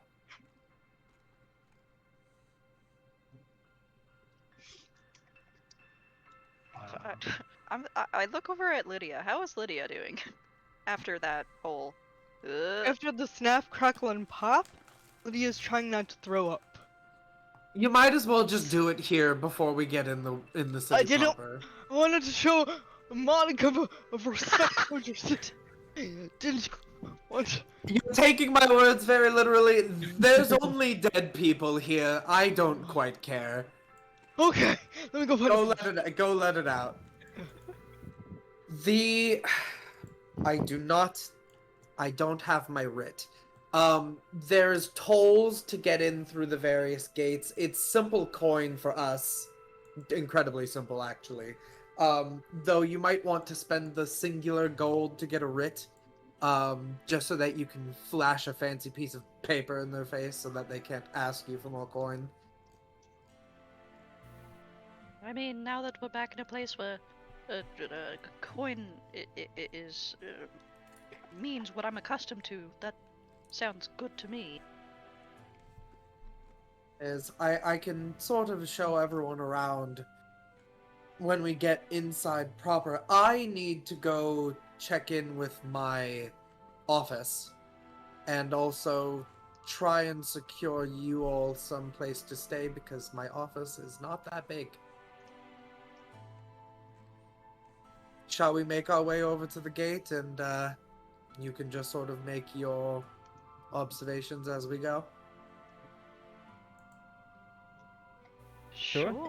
Yeah, a place to stay and a way to get around would be. Just wait be for good. Lydia to catch up. I'm fine. Lydia, you'll actually probably be right at home in the Baldur's Gate dock. Good to Many a hear. ship comes in, Oh. coming off of the coast, going a little bit inways into the river mouth. I've seen it from afar, but I've never actually been to Waterdeep. Baldur's Gate, dear. Baldur's Gate. Sorry, looked at Waterdeep on the map by accident. Baldur's Gate. Would not have seen it. So. Still the so whiskey nothing. talking. Baldur's Gate, at its heart, is a merchant city. It is the merchants that founded it. It is the merchants that own it. So, if you're looking to find something here, you might even have a better time finding it here rather than Waterdeep. Now you've got me doing it. Where did you say we kind of arrived? Sorry. So you arrived just outside of Tumbledown. It is the northeast section. The southeast section, just outside the outer wall of Baldur's Gate. Oh, okay. Okay. Sorry, I was just brought up a map. Yeah, I can find the Baldur's Gate. No. But yeah, Murdoch would just be leading everyone to one of the gates into the city proper. I'm sure there are Flaming Fist waiting, so.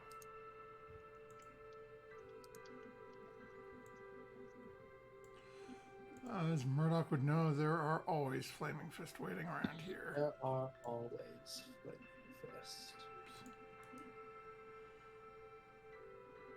Actually, just grabbing Yes, us. here. I've got this one for everyone. So Tumbledown is actually going to be right in like this. It's a big map. It'll take a hot second. It's gonna be like right in the center of this picture. So we're going towards Cliffgate. So Murdoch would kind of be like, this is Dusthawk Hill. It's sort of all of the outer city is sort of based all around it. On the other side of where we are now is Little Calamshan. Some of you may remember some of the history of the original Calamshan. Most refugees from there have sort of formed their own community outside of Baldur's Gate proper. That's on the north end. I've now got a map in Roll20 for all of you. And a map and roll. What? Perfect. Yeah, that was the one though. So Tumbledown is here. Okay.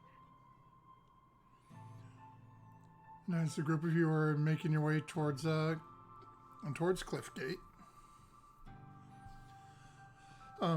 again, adventure you run into, you do see a small group of guards standing out by the gate.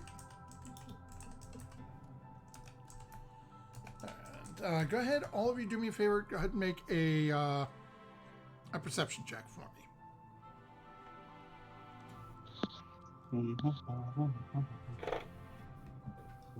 17. Jericho wrote a 26. 16. 11. Also a 26. 3. 16. Oh, dang.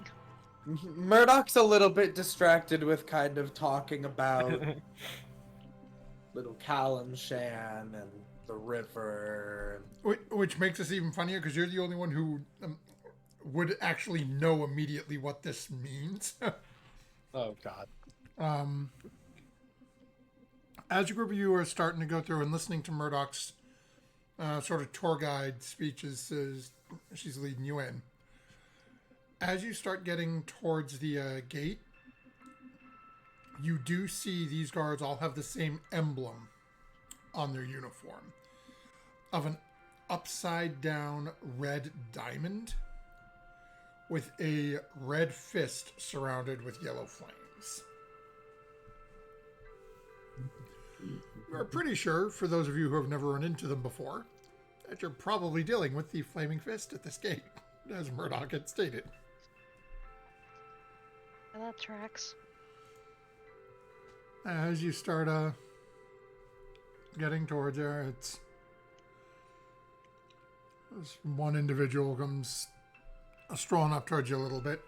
You can see a bit of a burlier, sort of a shaggy, very sort of patchwork 5 o'clock shadow going on this guy. Comes towards you.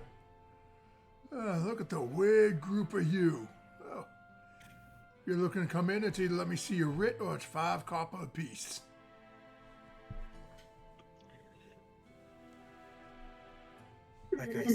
Like I said, I suggest just getting a Ritz, then you can just flash it in their face for a month. I think it's a gold. Where did we get that? Just say that you want to buy a Rit. Whoa. Yeah, Can I have what she wants? That what she was talking about, a writ thing, please? Are we doing that one for each of you then? Yes. Yes, please. Okay, that's, 2, 3, 4, guess 5. that's 1, 3, 5, 7, 9, 11, 13 of you. That's gonna be 13 gold. How about you Excuse do that me. count again, sir? Where It's did just 6. You learn to count. I hate Hey. studies so much. He sort of flies over. How many of them are there? He comes over. There's 7 of them. That one Oh, said come on. 6. I counted 13. No, I forgot Art's mother. I just counted all the wonderful faces here. Oh crap! There's 8 of them. I didn't see that one back there. The short ones do tend to blend in a little bit more. Ends up it'll be 8 gold for the 8 of you. Hush. Let me cover it, everyone, just as a Oh, welcome. thank It's you. fine. And it takes I him will- takes him about 5 or 10 minutes as Murdoch's blown away as they're getting these all pulled together for you.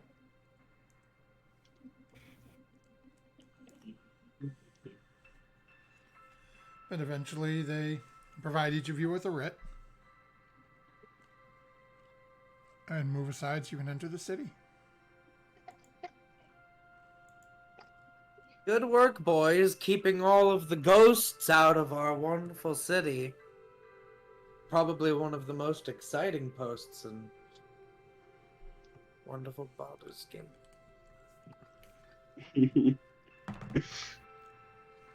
I'm only loosely associated with her. Please do not direct your ire towards me. I like you. You hear some grumbling from the 2 of them in the background, but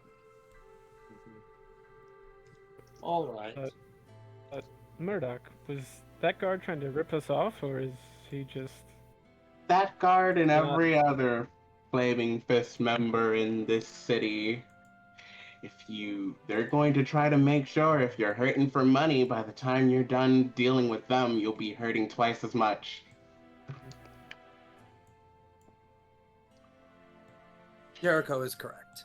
They will attempt to find any sort of thing about you that they can tack on some sort of fee for going through the various parts of the city, which is why I suggested the writ.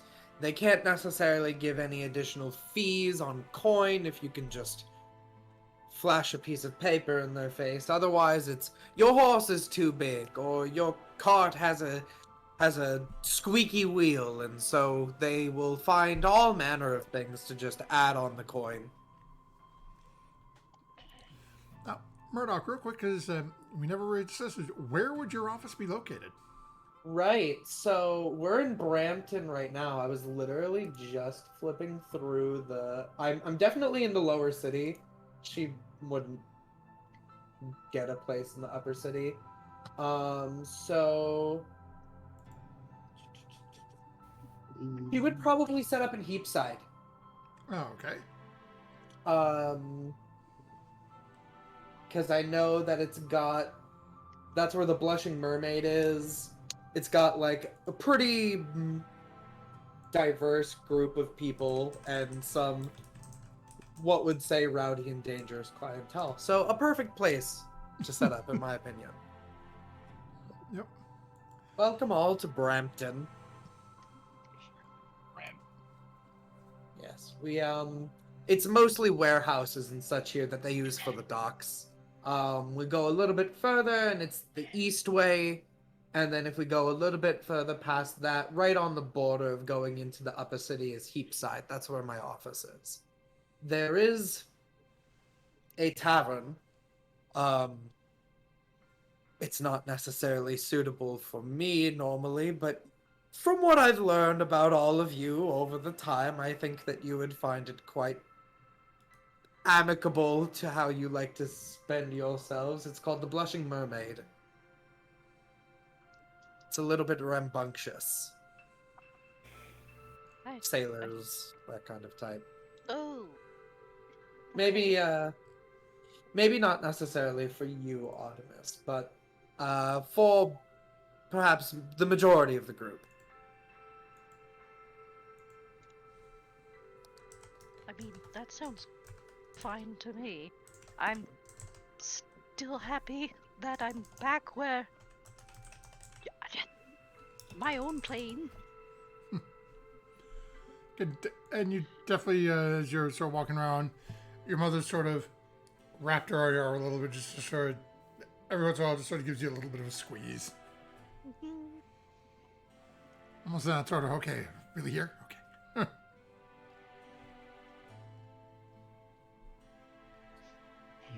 The Murdoch will kind of continue walking us through East Side, which has some shops and stuff, I think. I'm trying to like be vague about it so that I'm not like just being like, this is what's here in Baldur's Gate. But Murdoch would kind of explain like Heapside used to be essentially this entire half of Baldur's Gate. And then during the tax revolts, there was sort of the separation of the upper city and lower city, and it broke into the various boroughs that we know it as now. It used to just be known as Old Town, and then that was sort of what is now the upper city was sort of New Town. It was the newer buildings. So you can't really get older than Heapside. Yes. Tax revolts weren't necessarily the best part of the... I mean, take your pick of the city's history. It's very colored.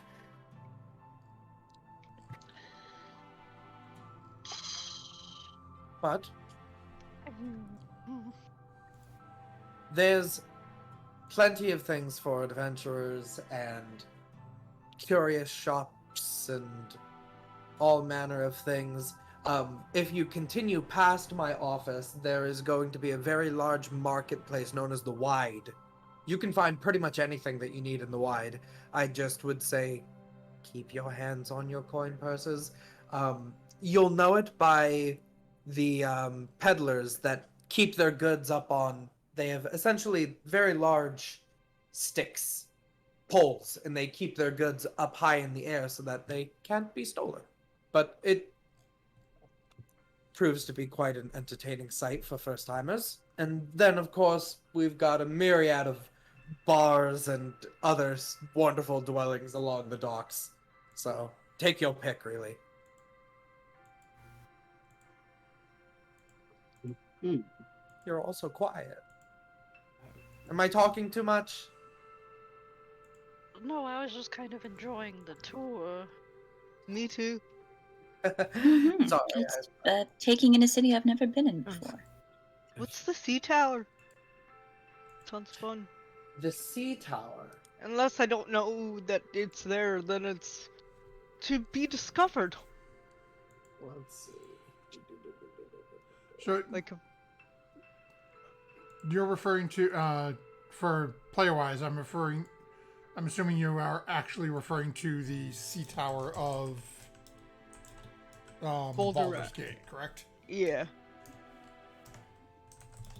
I figured Lydia would be interested in anything like that.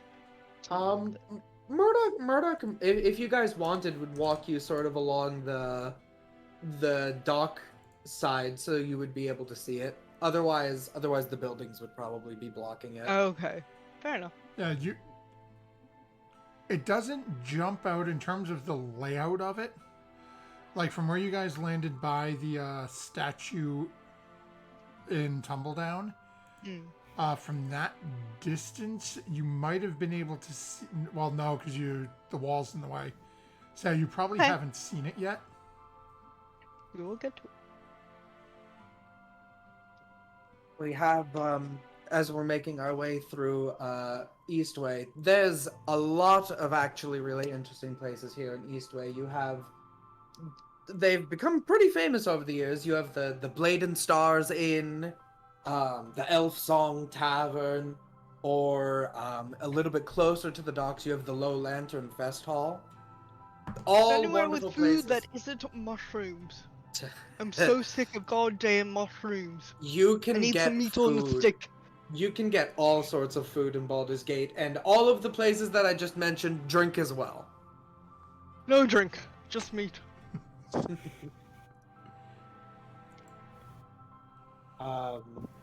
Real quick, what is everyone's passive perception? 17.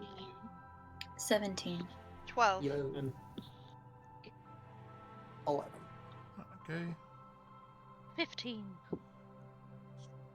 Sarah, Yes. what's your passive perception? 12. And Jericho, yours? 17. Oh, okay. So Furia, Lydia, and Jericho.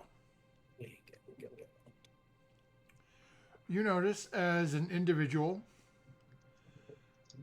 comes running past the group of you, sort of somewhat roughly bumps into Sarah and bumps into Murdoch.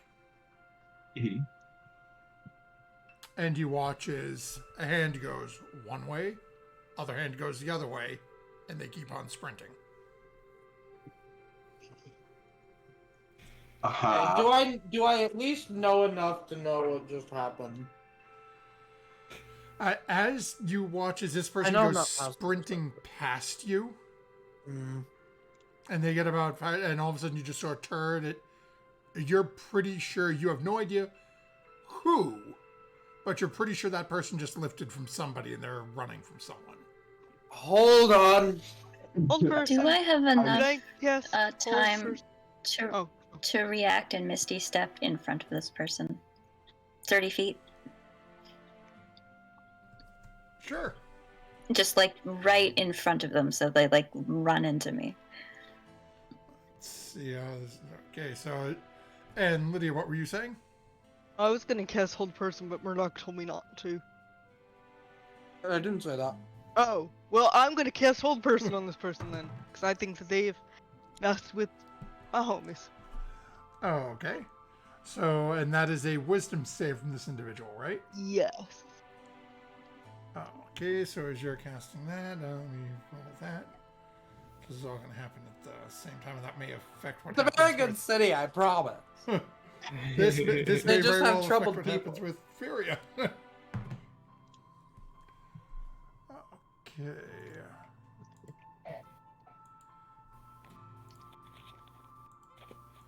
And what's your spell save DC, Lydia? 15. Okay, so this is going to be close.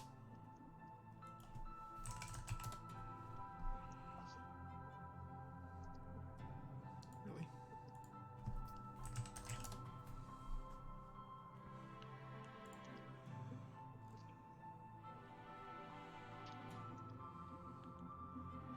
Okay, they actually make the save with an exact 15. They do not have a minus on their DC.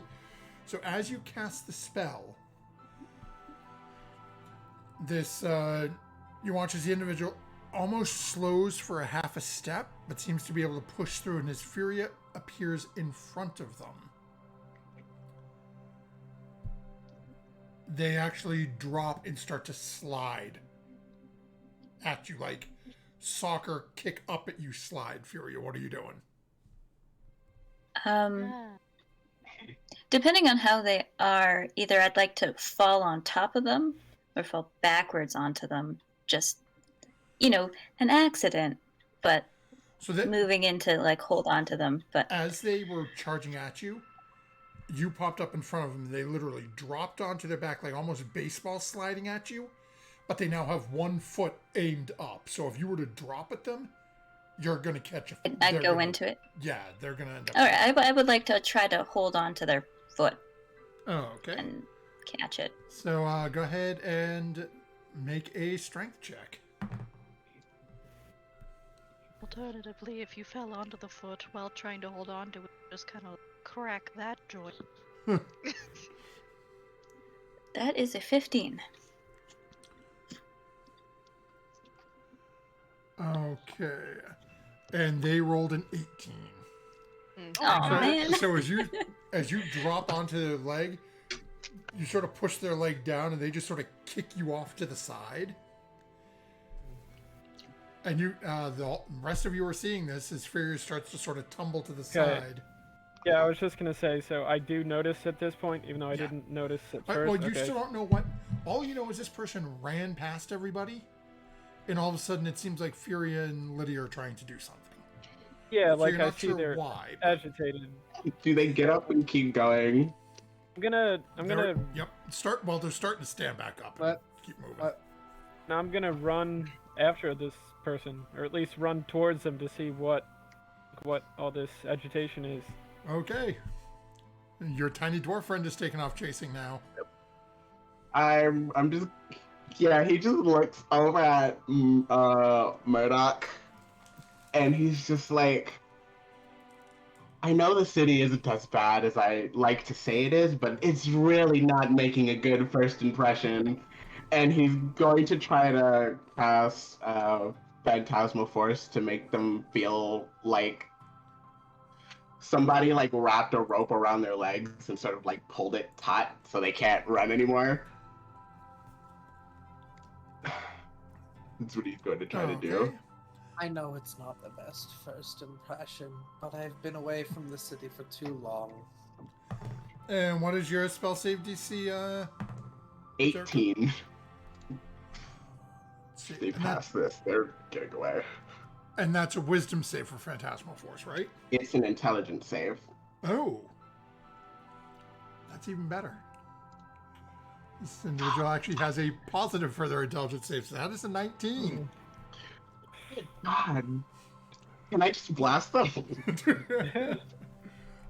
Art, Sarah, would you be doing anything? Is it, you guys are, even if you don't know what happened, you guys are all seeing that something, for some reason, your party is really going after this person who's running by you. Oddly enough, I just don't really care.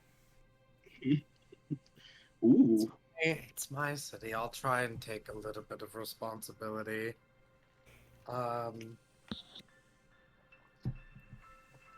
This figure I will call out to, and I will say, you are not making the best first impression to all of my group. I would like to use my unsettling words to give them a negative D8. Dear God, this is not going to go well. Yeah. Only -3, unfortunately. And then I'm going to say, I suggest that you come back over here right now and return what you have taken and have a few words with me. And cast suggestion. Okay, and that's a -3. With a -3. What's your spell save DC? Oh, God. 16? Oh, okay, no. For some reason I thought yours was like a 14 or 13, something like that. Oh, no, I've got 20 charisma. Okay, so you watch as the individual does stop running. And very slowly starts to walk their way back over to the group of you. And stands in front of you, Murdoch. I didn't take nothing.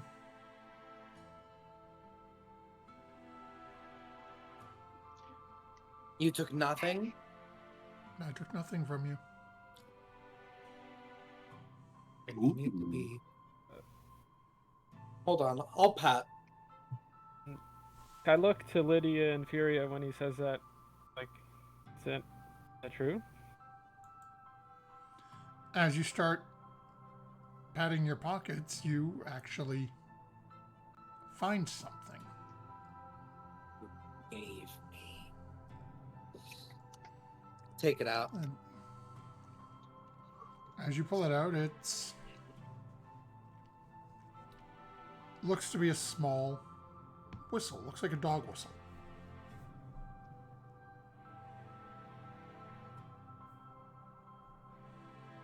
We just dropping presents in people's pockets? What's all this about?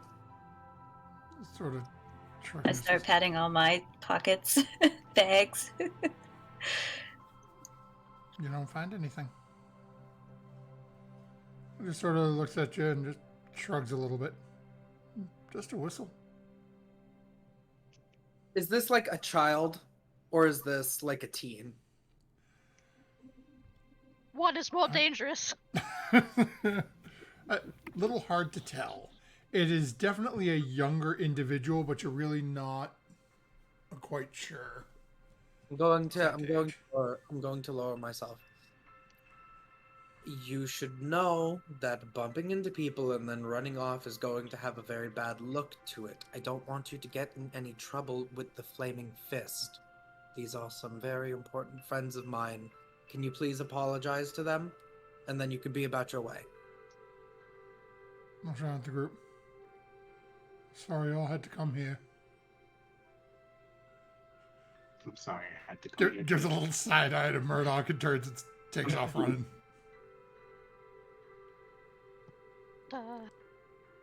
Is this normal?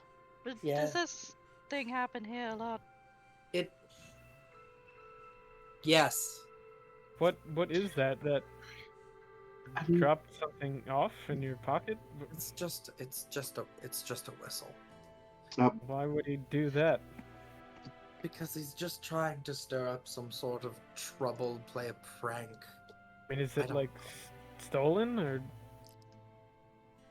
Does it look worthy enough of being stolen? I mean, it's a small metal whistle. Again, it's silver in color. It looks like it's polished metal. It doesn't look like it's super expensive, but Magical?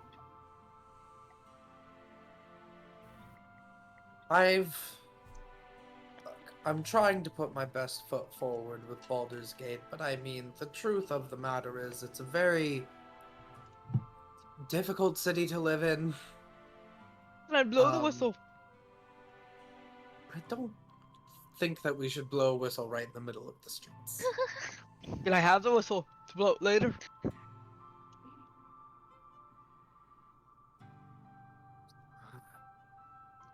Sure, Lydia. You can have the whistle here.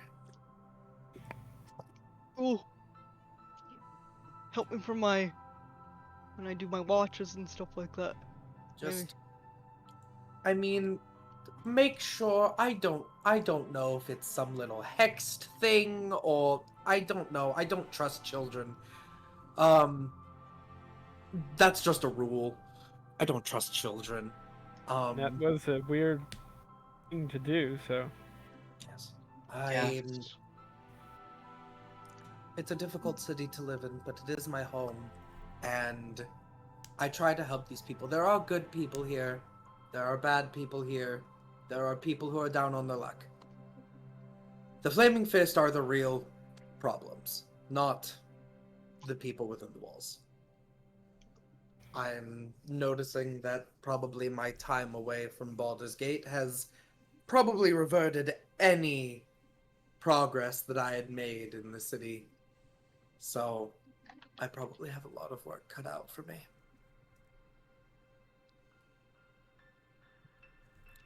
I don't need to bore you with more touring business or trying to, what do they say, polish a turd. I'm not going to do that anymore.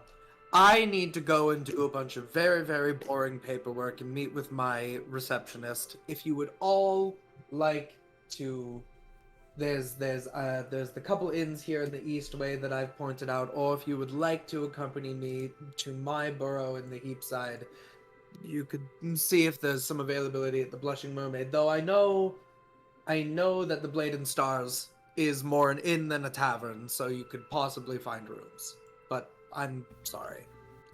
It's not necessarily a good first couple steps into the city. Pretty I terrible. think getting rooms would be the first, then we have a meeting point if nothing else. Also, Murdoch, we need to talk later on today, for sure, after you've done all your business. Wonderful. That just puts a little bit of a shake in my boots. Well, it might not be after I tell you what I have to tell you, but it still needs to happen. All right. I mean, I'd rather go and grab something closer to an inn. Just after what we all went through, I'd like some stability, but so The you've Blade got and two- Stars. Doesn't You've got two that Murdoch's mentioned to you. You've got the Blades and Stars, which is literally an inn. It's rooms you sleep It's in. there. Yeah, it's Yeah. like just a hotel. Or you have the Blushing Mermaid, which is an inn, a tavern, and Murdoch did not. I don't remember Murdoch mentioning about it. It is also a gambling hall. She said that there was rambunctious clientele. Yeah. I don't know about you, but I'm more leaning towards something that doesn't have too much rambunctiousness going on. It works for me. Right. I think they even have some staff that keep most of the riffraff out. They have like some guards, some personal guards. So it's the best place as any if you're looking for some place to stay. I mean, you don't all need to follow what I say. I just did. You know. It'd be best if we all stayed in the same place. For Right. sure. Yeah, I think so. We've had enough room just people staying in their own rooms, never mind different places. True.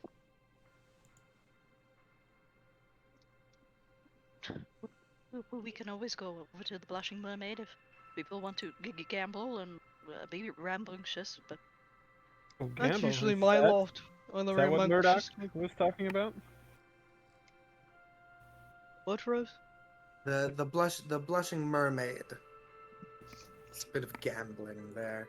I mean, the Blade and Stars, they don't have like a tavern area.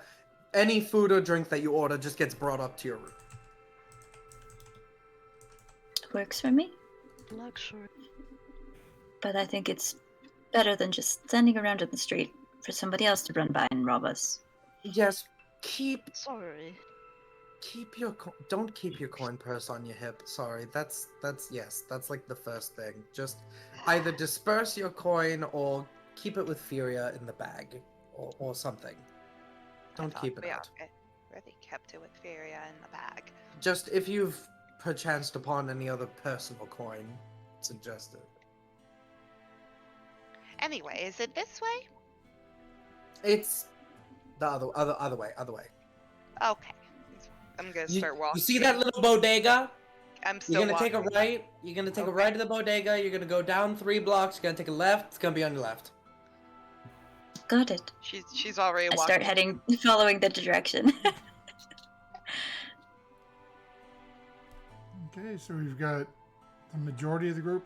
Jericho, what would you be doing? Are you following Murdoch? Are you following the group? Are you doing your own thing?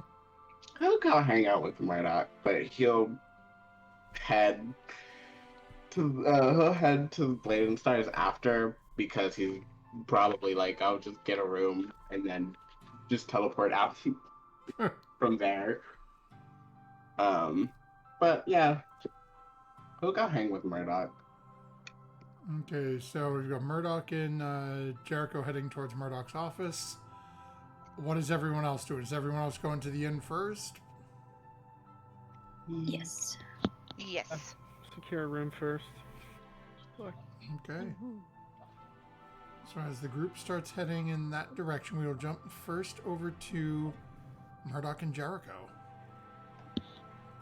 As basically the party is traveling the same direction for a little while, and then as the majority of the group sort of peels off to go to the inn, Jericho and Murdoch find their way to Murdoch's office. Must you just drag my home through the mud at any given chance? I don't have to try. You don't have to try, so why couldn't you actually just keep your mouth shut and just let it happen? Because I hate it here. It's so musky. Don't call it that. You know as good as any that any place like Waterdeep or your precious Silvery Moon has its fair share of problems as well. They just keep it behind closed doors like liars. At least it's actually out and about here. No one's trying to keep it a secret. I, for one, love liars, and places look better when they keep all the gross stuff where the gross stuff goes. That's why I made Oxenfree, for goodness sakes.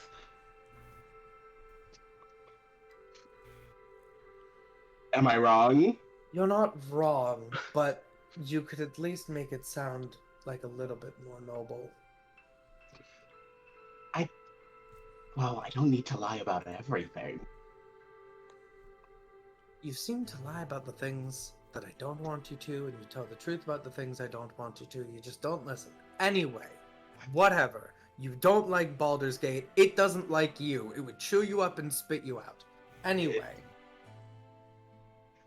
have you given thought to what I've been saying about helping these people that I've found myself working with?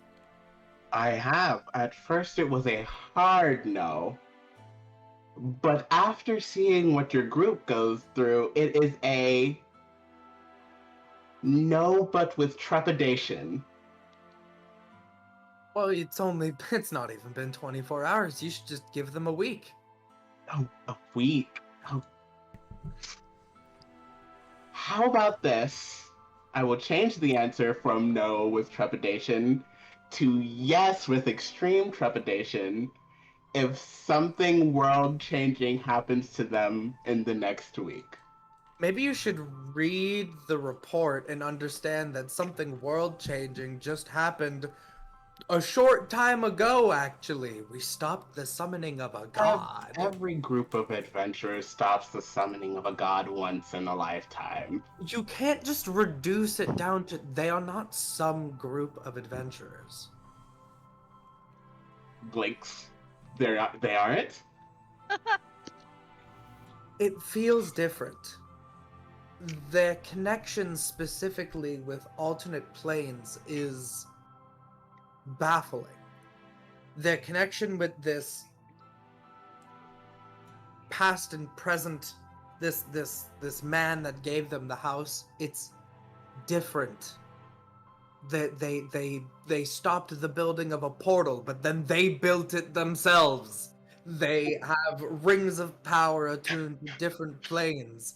They are dealing with things far beyond their means at any given time, and they're coming out of it mostly okay. Honestly, you're making it sound like they should be assassinated. They're messing with a lot of things that they probably shouldn't be, and don't Whose understand. job is it to step in and fix that? Maybe, Yes. possibly the organization that you started to keep that thing in check.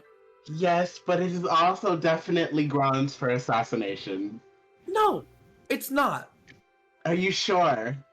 These are people that we are supposed to protect, Hex, not remove.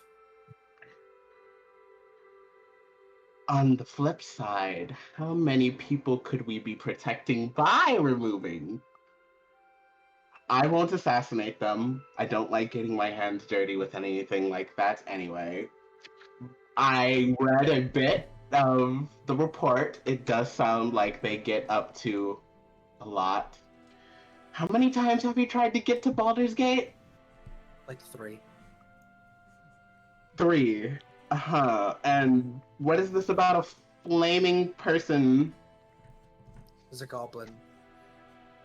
He's on fire. Goblins are people.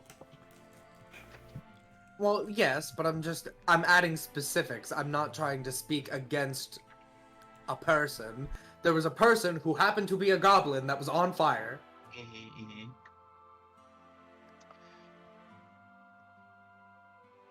Help them.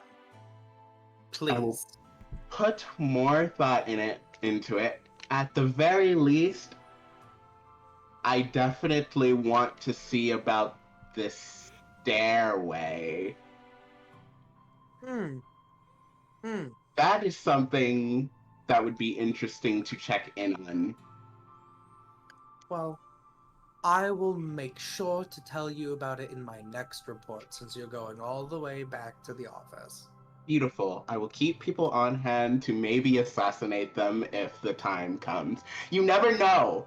People who have ties to other planes make very good warlocks, and very good warlocks make very big problems. I'm going to make an argument here. I think the only person that could negotiate a deal with a being to become a warlock in this group is me. I don't think that most extraplanar beings would like most of these people enough to want to give them power. I think that Sarah would be easily manipulated into a warlock. Nothing against her. She seems to be extremely skilled. I just feel like The woman does not like magic. At all. you don't have to like magic to have your life and your livelihood enhanced by magic. Have you heard of a roguelike? They're everywhere. Rogues make bad decisions all the time. They do. They do. They do. They do. Are you done insulting my home and denying my requests for aid? Would you like to stay at my place for some wine tonight before you leave? I will never be done insulting Baldur's Gate. I am done denying your requests for aid. We'll see about it. King also said hi. Didn't get a chance to say that he said hi before everything that happened, but he did say hi. He just said hi. That's no, the one word out of his mouth. I am condensing it by paragraphs. Well, tell him I said hi. And then, Anyway. fluff it up a bit. Yes, of course. Anyway, I'll send him a message. about this wine. How expensive are we talking? Dirt cheap. Ugh. Dirt cheap wine, an uncomfortable bed, some sheets that probably have a hole in it, some stale pastries, and wonderful company. I am not paying you to have this type of living situation. We need to settle a date for a makeover. I've told you that if you put a whole bunch of money into my office, I lose the connection with the people here of Baldur's Gate. They're just going to see me as one of the upper crust. That doesn't make my business work. That's not who I am. But you have holes in your sheets. You could at least have a little satin. And a lot of people here don't have sheets. I They could need have to a little satin remember. too. I need to remember how they live so that they actually believe me when I say that I'm on their side. Oh. I know, it's so hard to care about people. It's so hard to want to actually be nice and help the downtrodden. You poor, unfortunate soul. I'm so Why glad. don't you go get your hooves manicured? I'm and so then you can glad you actually come and understand stay my in my struggles. office. I'm so glad you understand my struggles, my dog. I love you so much. I love you too. And about that time, you have arrived outside your office. Okay. And you can see your receptionist puttering around within. You can see there is as you're sort of just peering in the window a little bit, you can see there seems to be some paperwork sitting on the receptionist's desk. And just putting around in there a little bit. She will turn to open the door and go into her office, but if you want to go back to these guys, that's fine, because I have to think about what I'm going to say. As you enter with, we will jump over to the group. So you were all going to the Blade and Stars, I believe, correct? Yep. I believe so, yes. So it doesn't take you long at all. The directions Murdoch gave you was very succinct. You eventually find yourselves at the at this location. Looks to be a 3-story inn. Exterior seems to be just a very sort of bare bones stone construction. As you walk in, there are a couple of people sitting within. See, there is a rather this seems to be a fairly, and I won't say a poor establishment, but like lower middle class. You can see the innkeepers in there sort of cleaning up behind the bar. You see there is a rather odd-looking individual. Looks to be a male of some sort of elven descent, sitting in one of the booths a little ways away, eye patch over one eye. I see a couple of other individuals sitting around there, but for the most part seems to be a fairly light day for business-wise.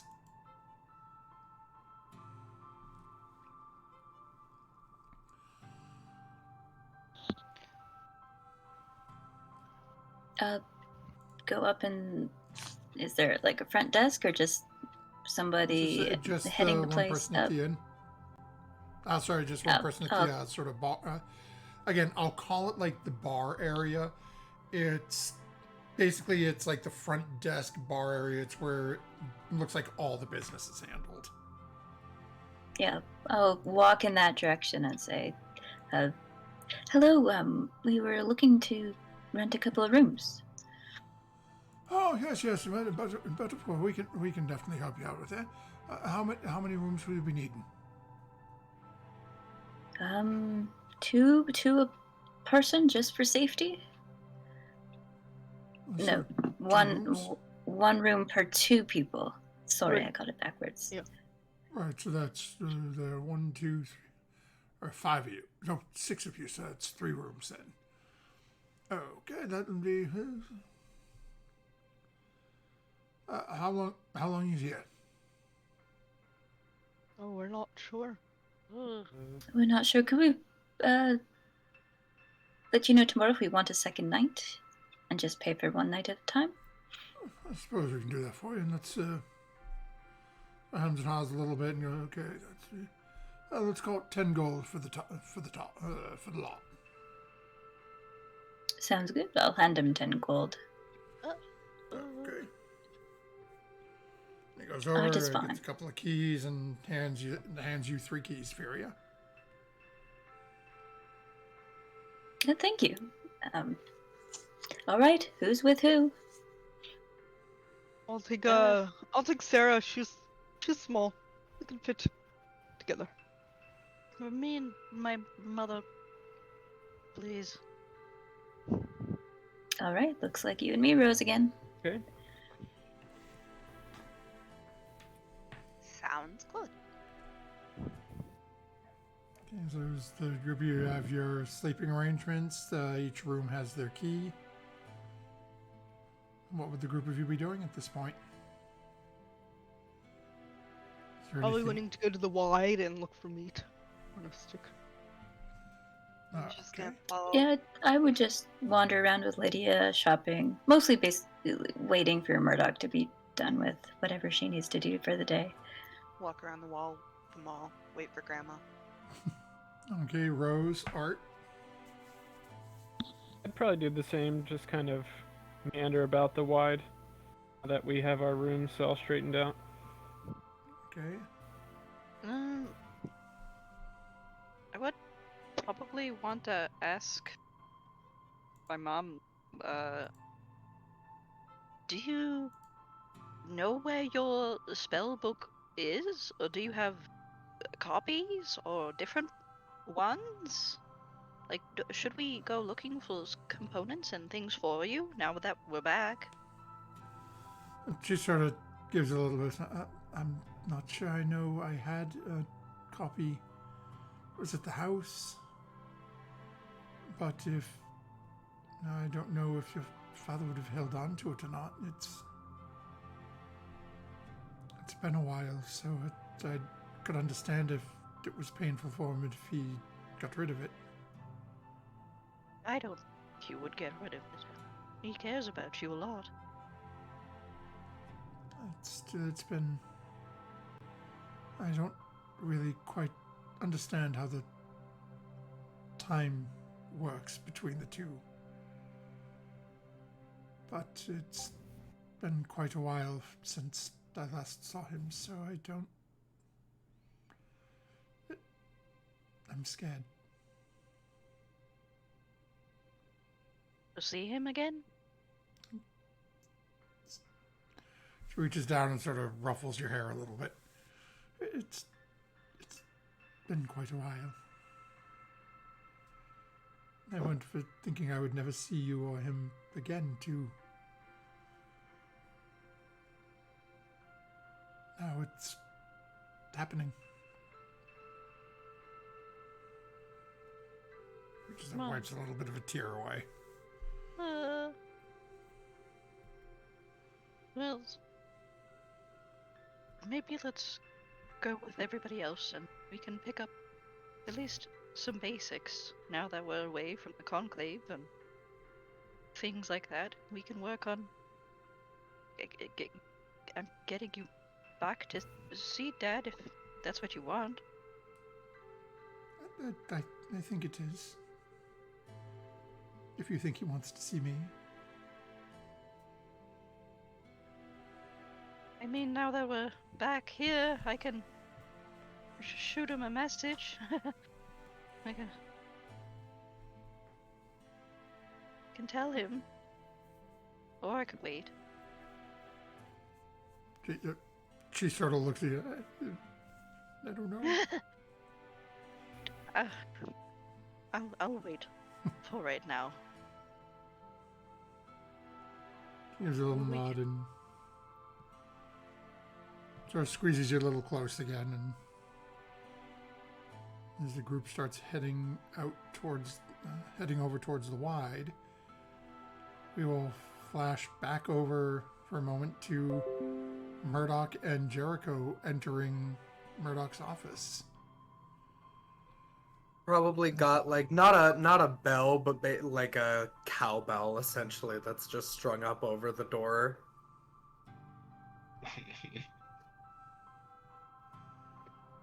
And as the door opens, your receptionist looks up, and you watch the jaw drop a little bit. You're here. Yes, I do apologize for not sending missive ahead of time. It was sort of a unexpected detour, but I'm back. So comes back around from their desk and walks over and is carrying something and reaches out and hands a scroll tube to you. I was advised you would be here today. This was delivered for you. Today? Yes, merely about 2 hours ago. Who informed you of this? It was this strange, it had a weird sort of lispy sound to him.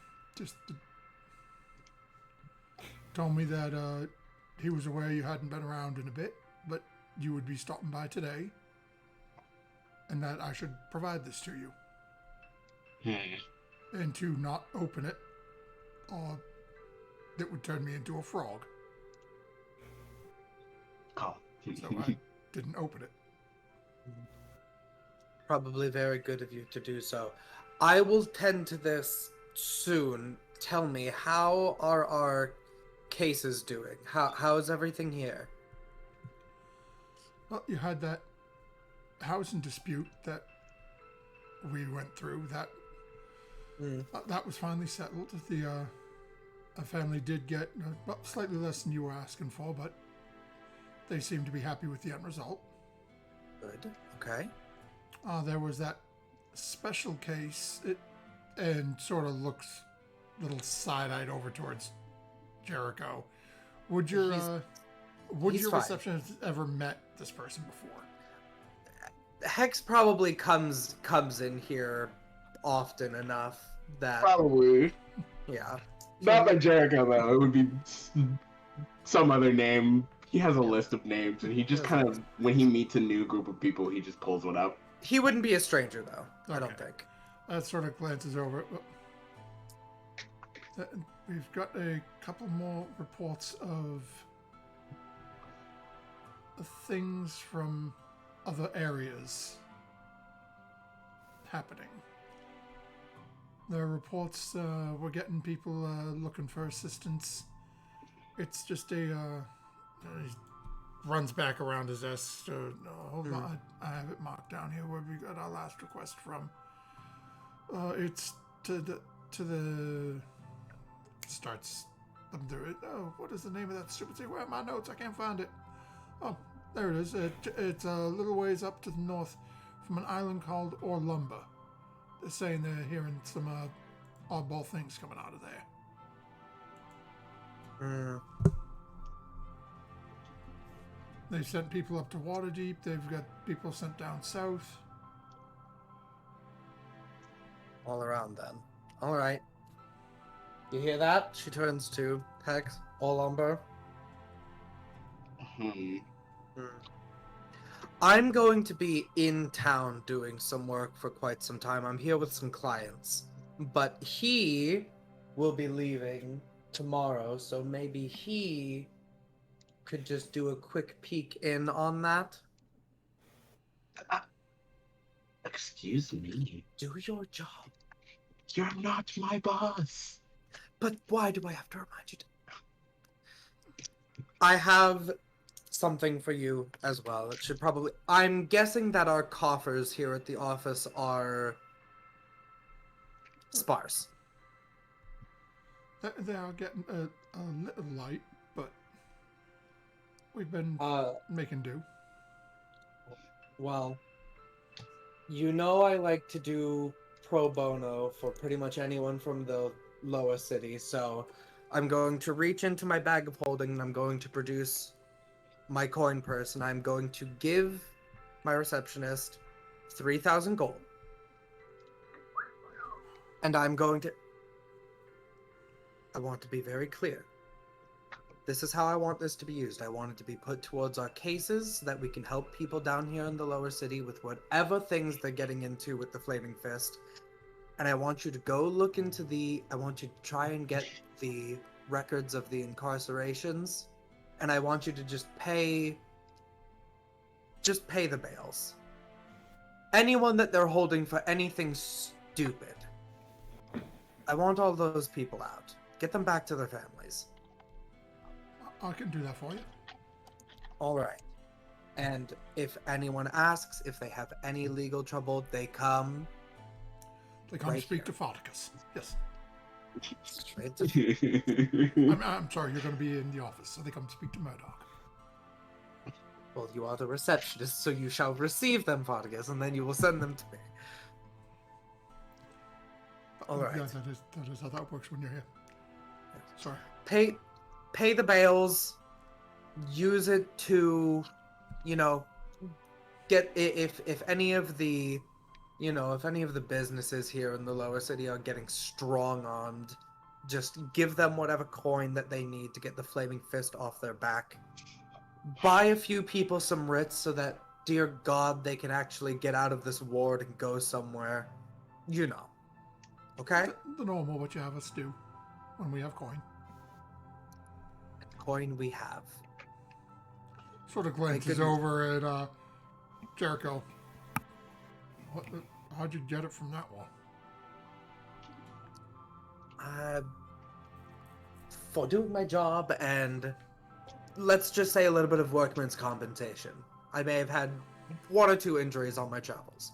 If death is an injury... Wait a minute, you're dead? No. Not anymore. I turn and I go, you know that Farticus he's not like quick on the wit. Could you just ease into things? He ain't the sharpest tool in the shed. I turn back. So, 3,000 coin go directly to the coffers. As you're saying that, just sort of get it like this, goes back around the desk, and you could hear dial turning and... If you have any cases that you need me to look over, I'm going to be here for a while. I'll see what people I can help. But I do also have these clients that I'm here with. I'm gonna... If I have to stay up, If I have to pull a couple all-nighters, that's fine. We need to I'll go through and see if there's anything pending that needs your attention. All right. I want. Hopefully things haven't gone too far back since I've been gone. We've been doing good work here in Heapside. I'd like to see this whole side of the docks be looking better. We've been doing good work. Absolute duck shoulder. Wine. Oh, wait, I do have a lovely box that I picked up the other day. Let him have some.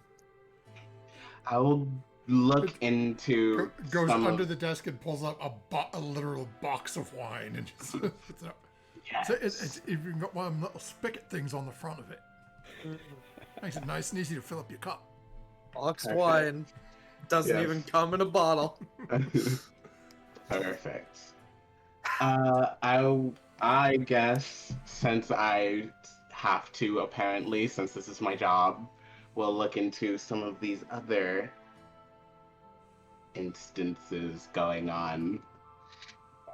Why you help people or whatever it is you do. What you do too. I send people to help people. We love a dispatcher. I'll take any paperwork that you have for me. I'll take it up in the office. And I don't know. I'll have a light lunch and then I'm gonna go see my clients. Okay. Yes, ma'am. As Murdoch heads up to the office, as you start to walk away, Fardica stops you for a moment. Is okay. Well, that scroll's the only one that's come in for you recently. Beyond that, let me go through the case files and see what else we got for you. All right. As she's going over to the office, she's gonna peruse that letter. But yeah, that's it for her for pretty much the day until she goes and meets up with everybody else. Okay. As you start making your way up, and as Jericho is getting poured a glass of boxed wine, make it up to your office and start unscrolling that. And again, as you're unscrolling it, it's basically you're pulling it down and you see the bottom of it first. And the signature at the bottom of the scroll, just as you're unfurling it, references the master of past and present.